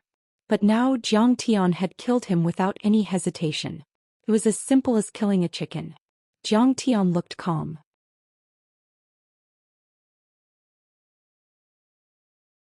He linked his hands behind his back and his white outfit was spotless. He stood there like a god. He looked at the Japanese overlords with disdain and sneered. Everyone from Nomiya Shrine, let's do it. For a moment the entire place went silent. No one dared to answer.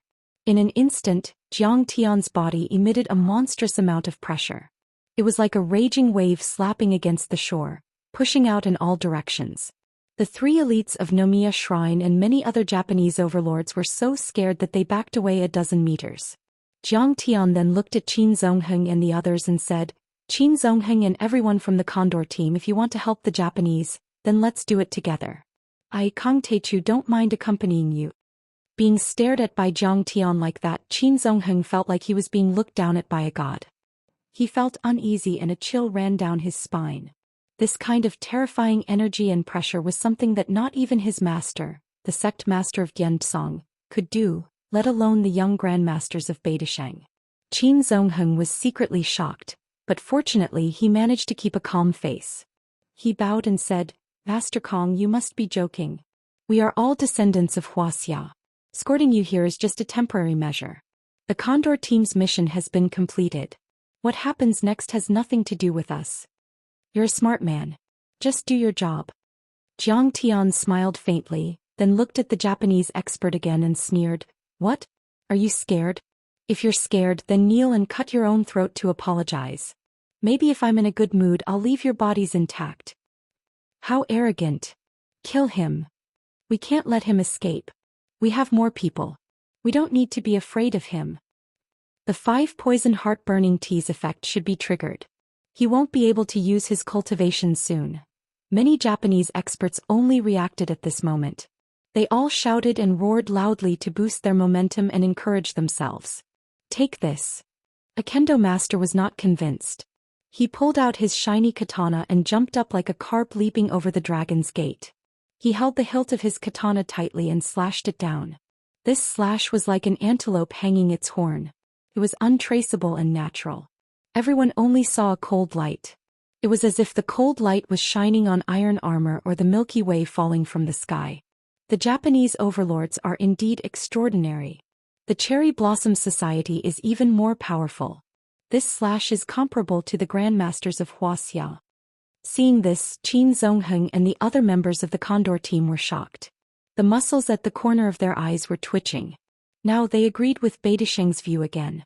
The Japanese Cherry Blossom Society has a strong foundation and many overlords.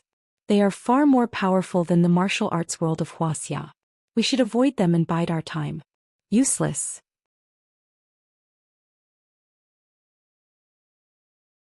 It's just an insignificant skill. Yet you still have the nerve to bring it out and make a fool of yourself. Jiang Tian smiled and reached out his hand. Boom. Jiang Tian grabbed his katana. Under the surging strength, the peerless sword made by the Japanese swordsmith Akira Toriyama, which could cut through iron as if it were mud, actually shattered like paper. What? The sword Dao master was dumbfounded as he held the bare hilt of his sword and cried out in alarm. The scene before his eyes was too shocking and inconceivable. As one of the top 20 kendo masters in Japan, he was extremely powerful. With just one slash, the sharp blade aura alone could cut through huge rocks and vajra. The blade itself could even split open an armored vehicle. But now the blade chi and sword techniques were useless in front of Zhang Tian. It was like an ant trying to shake a tree. Useless. How dare you use a sword? What a joke. Before the kendo master could react, Zhang Tian had already slapped him with his left hand. Face wrapping. Zhang Tian's palm was like a high-speed train, smashing on his face with the force of a thunderbolt. Under such a terrifying force, the kendo master's head exploded like a watermelon. Red and white matter splattered everywhere. The headless body flew a dozen meters away, broke the metal side of the ship and fell into the sea to feed the fish. What? He killed him with one slap. Is this the power of an immortal state warrior? Many Japanese were shocked and frightened. A kendo master. They were not ordinary people. Their strength was equivalent to the martial Dao grandmasters of Wuxia. Which one of them was not a terrifying existence? However, Zhang Tian had slapped him to death like a fly. The man in front of them was too terrifying. Even Nagaki Miyamoto and Hanzo Hattori felt uneasy. Their bodies tensed up and their eyes were filled with fear. Kong Teichu was too powerful. That slap didn't use any Dharma spells or martial arts skills. It was purely physical strength. However, he was able to crush the head of a kendo master. Such strength was comparable to the immortal state warriors in Japan. This was too frightening.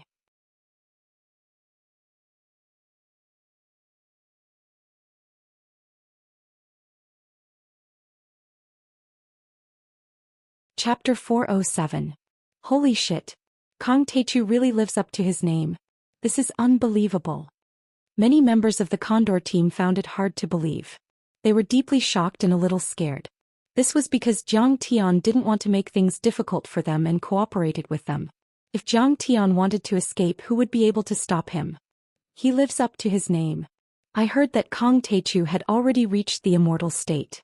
Now that I have seen it for myself, it is indeed true. Even Qin Zongheng looked at Qin Fan in awe. Although he was on Bai Diqing's side and was competing with Zhang Tian and Yi Zhantian, he had to admit that Zhang Tian was indeed a genius. At least in terms of cultivation, Zhang Tian could definitely crush him. Even Bai Diqing of the Condor unit was a far cry from Zhang Tian. A trace of shock flashed across Ishi Yulian's charming face, and then he shouted in exasperation, "What are you afraid of? We Dongyang people are known for our fighting spirit. Our Yamaguchi-gumi upholds the spirit of the samurai. We are not afraid of death. Whoever can kill this monster will be rewarded with 20 pounds of gold. Whoever can make him bleed will be rewarded with 10 pounds of gold." One had to admit that money was a good thing. With such a great reward, there were bound to be brave men. Everyone present was originally a fugitive. Normally, they treated human lives like grass. Their heads were tied to the waist of their pants. They were truly ruthless people. Now that there was such a great reward, the fear in their hearts disappeared. It was replaced by a murderous aura and an unyielding fighting spirit. Kill. Together. Many kendo masters, ninjas and yin-yang masters used their ultimate skills and charged toward Zhang Tian like a tidal wave. Good, very good. You should have done this from the start. What a waste of time. Seeing 7 or 8 kendo masters charging at him, Zhang Tian smirked and waved his fingers. A Gungjin chi weapon swept across the area. This chi weapon was dazzling and golden, but it was actually extremely sharp. Its murderous aura was endless, as if it could wipe out all living things in the world. Zoosh. Walla walla. Wherever the chi soldier passed, the steel katanas in the hands of the 8 kendo experts were sliced apart as if they were made of paper. After that, the Gungjin chi weapon's momentum did not diminish and they were all cut in half at the waist.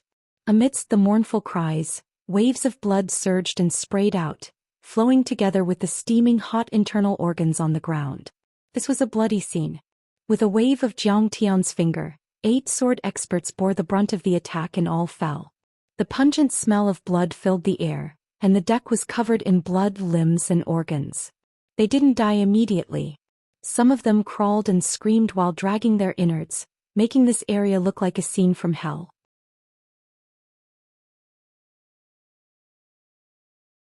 Oh my god, this person is simply a demon. Retreat. Retreat. The dozens of Japanese masters at the front stopped in their tracks. The blood on the ground was sticky and slippery and a few of them slipped and fell on their butts. The people behind didn't see the situation clearly and rushed forward, trampling on the few who fell on the ground. For a moment people were thrown off their horses, cursing, screaming and screaming. It was a hilarious scene. For a moment, many people retreated and Ishi Yulian shouted again and again. Threats and promises were useless. They were not afraid of death, but they were afraid of dying in such a horrible way. It was like Wuxia's torture. Compared to this horrible torture, the reward of a few dozen pounds of gold was not worth mentioning. Mr. Hattori, Mr. Nagako, they are scared. What should we do? Ishi Yulian's face was serious, and his right hand was trembling slightly. No worries. I will use a secret technique to control them. Onmyoji replied in a deep voice and immediately made a few hand seals, activating a prearranged array. Swoosh, swoosh.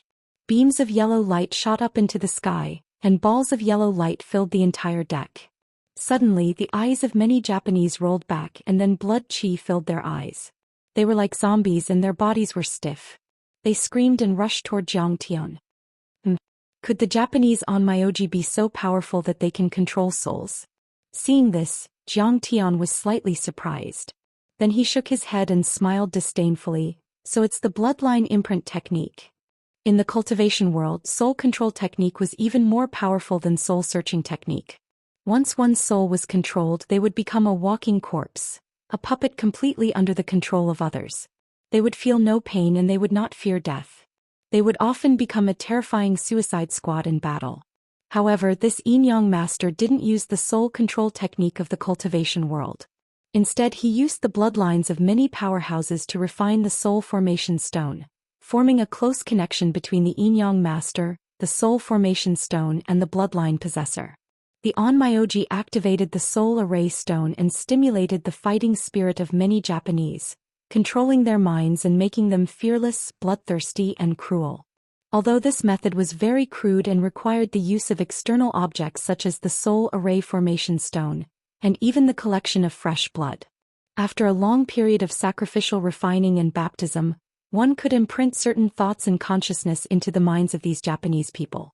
But the effect was shocking. These Japanese overlords had no fear and they didn't even feel pain. They swarmed forward like walking corpses. Whoosh. Jiang Tian raised his eyebrows and took out Xiao Hei's flying sword for the first time.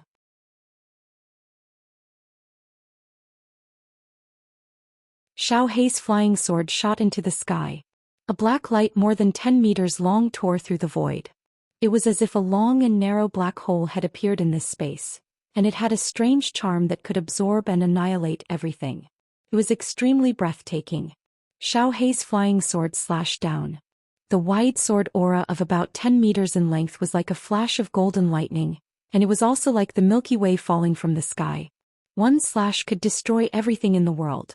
One slash could kill all the people in the world. There was a boom.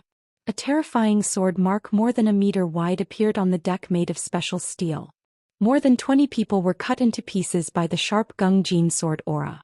Their heads exploded and their chests collapsed. Some were even turned into meat paste. Seeing this, Ishi Yulian was shocked and couldn't believe it. This sword art is overbearing and murderous. It can cut mountains and rivers in half. It's far more powerful than the sword arts of Mount Shu Diansong and Wu Dang. Many members of the Condor team were dumbfounded. Even Qin Zongheng felt a chill in his heart. If they stood in the position of the Japanese, there was only one word to describe the result: death. There was absolutely no chance of escape. Terrifying. His sword art is terrifying. Even the sword saint of Japan and the sword god can't use such a terrifying attack. Nagaki Miyamoto was frightened and his face turned pale. He was a kendo master and knew very well. He knew how terrifying Jiang Tian was when he attacked Jiang Tian. What should we do? Ishi Yulian was anxious. If this continued, the overlords of the Yamaguchi-gumi and the Japanese would be wiped out by Jiang Tian in 3 slashes. The array has been activated. There's no way to stop it. Let's see if we can get lucky and exhaust this guy to death. The Onmyoji sighed with a complicated expression. Yes, 2 fists can't beat 4 hands. We have so many masters. Can't we kill him? Hattori Hanzo's sinister eyes stared at Zhang Tian, and used his fingers to signal the other ninjas to attack as well. Ishi Yulian was comforted by this and gradually calmed down. In her opinion, as long as she could kill Zhang Tian, it was worth sacrificing more overlords. The strength of this Wuxia youth was too terrifying, and he was so young. Ishi Yulian couldn't imagine how powerful this person would become in 10 or 20 years. Kill. Kill. Kill. Kill. Just as the Onmyoji said, even if the remaining people were heavily injured, even if they lost an arm or a leg, even if they were covered in blood, their eyes were still filled with murderous intent. They were like puppets that didn't feel any pain. In the midst of their screams, they charged towards Zhang Tian. Their katanas swung and slashed, creating afterimages as they tried to kill Zhang Tian. Very good. This is the first time I've had so much fun killing since I returned to this world.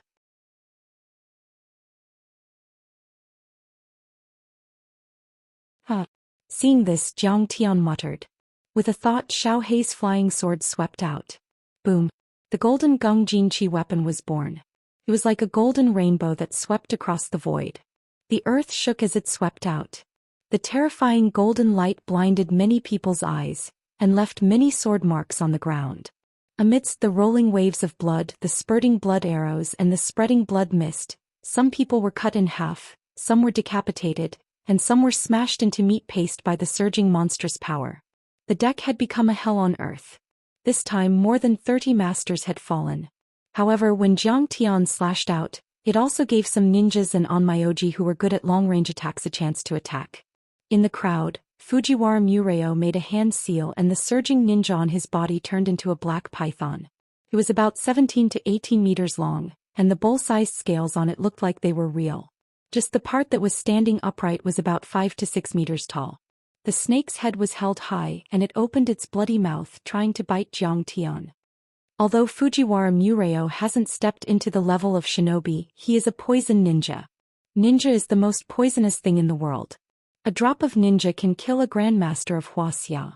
Seeing this, even Hattori Hanzo nodded slightly. Nagaki Miyamoto also praised. I didn't expect him to make so many poisonous ninjas to form a giant python. This move has the upper hand. I'm afraid that even a half-step immortal state warrior can't resist it. You want to hurt me with just a little bit of poisonous gas? Zhang Tian just smiled disdainfully and waved his hand. Zhang Tian's power was astounding. Kaboom! A surging golden chi wave swept out like a hurricane and blasted toward the black python with monstrous power. The deck within a radius of several hundred meters suddenly trembled like the skin of a drum. Wherever the airwaves passed, people and horses were thrown off their feet and wailed in agony. Many people were thrown back with blood spurting out of their mouths. Even their samurai swords were shattered. In the mournful cry, the black python crumbled like a piece of paper and turned into a stinky black wind that swept toward Fujiwara Mureo. How is this possible? Fujiwara Mureo was dumbfounded and even forgot to run or hide. The poisonous gas was condensed by powerful ninja and could not be penetrated by bullets or blown away by cannonballs. However, it was easily crushed by the young man's sleeve. He was the first to be hit and was wrapped in the black poisonous gas. He fell to the ground and died without even a scream. You're tuning in to the Zhou Xian's Legacy YouTube channel. Don't forget to subscribe and join us on this journey to catch the most captivating stories.